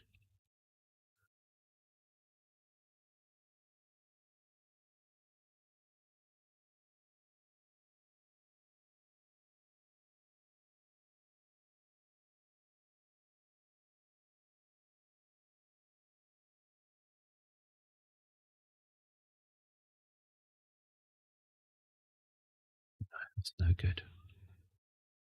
You're watching a middle-aged man very gently whispers to himself while looking at lines. Okay. All right. Why don't I try and bring this in to a equatorial orbit of Eve?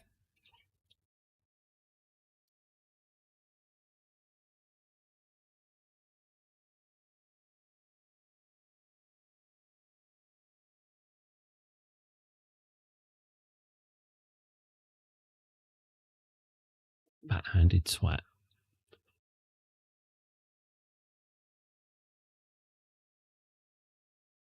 Okay.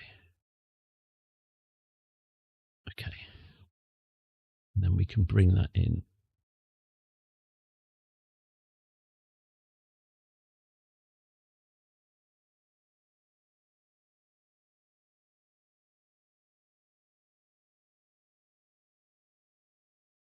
If we went on the other side of Eve, there we go. How's that? Okay. Staring at curves, muttering to myself. Yeah, that's about right. The authentic space travel experience. That's not bad. Ah.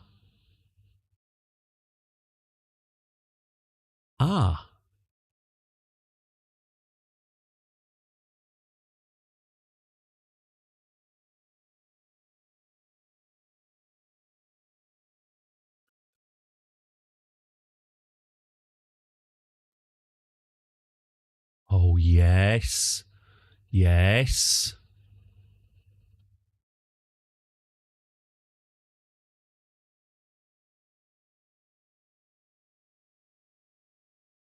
Oh, oh, oh, oh, oh, oh, oh.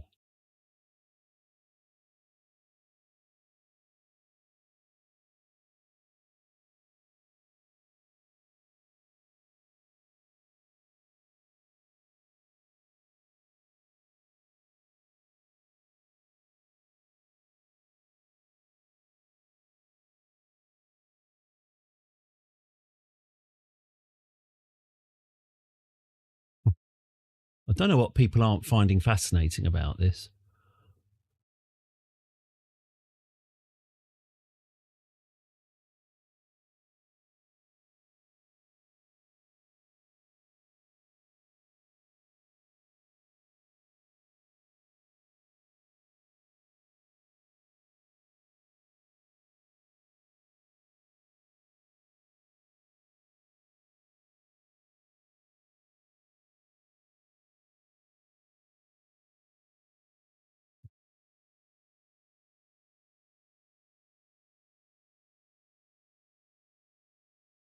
Surely this is streaming gold. Okay. So that will take us out. We can at least, using very little energy, we can at least do that. That's not bad, actually. I might be willing to explain what I'm doing very soon.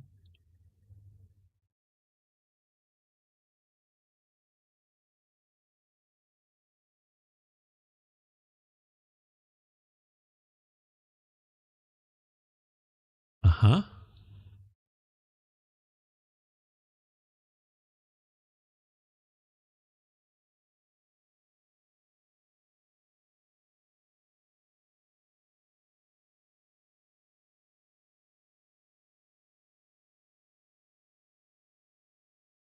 Okay.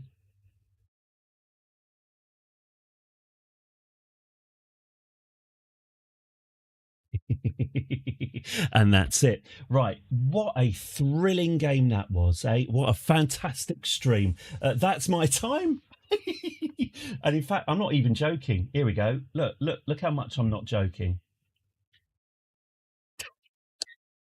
Well, wasn't that exciting? Right. Tomorrow, I'll tell you what I'm going to do. I'm going to do this off stream. I'm going to spend quite a long time now calculating the perfect trajectory to. Why have I put this screen? Hang on. I'm now going to spend quite a long time. Hi then, lol. Yeah.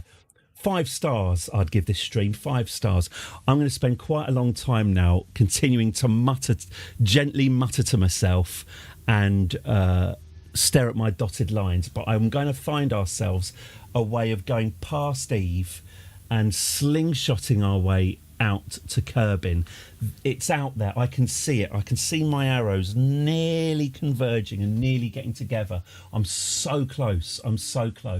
So I'm going to get that locked down, and then tomorrow we will execute that, and we will go right by Eve. We'll get some lovely science from Eve. We'll swing out, and then we will be ready to go back to Kerbin. So tomorrow morning the trajectories will be calculated and there will be some action. But in the meantime, thank you so much for today. A quiet day today, a more after all the excitement of yesterday, just a little bit more serene. I'm going to go and sweat. Make sure you keep yourselves hydrated. Thank you very, very much. I will be back at 10 o'clock tomorrow morning with a little bit more action, I think. But until then, everyone take care. Thank you very, very much. I really do appreciate it. And see you tomorrow. Thank you very, very much. See you later. Bye-bye. Bye-bye. No, you hang up. No, you hang up. Bye-bye.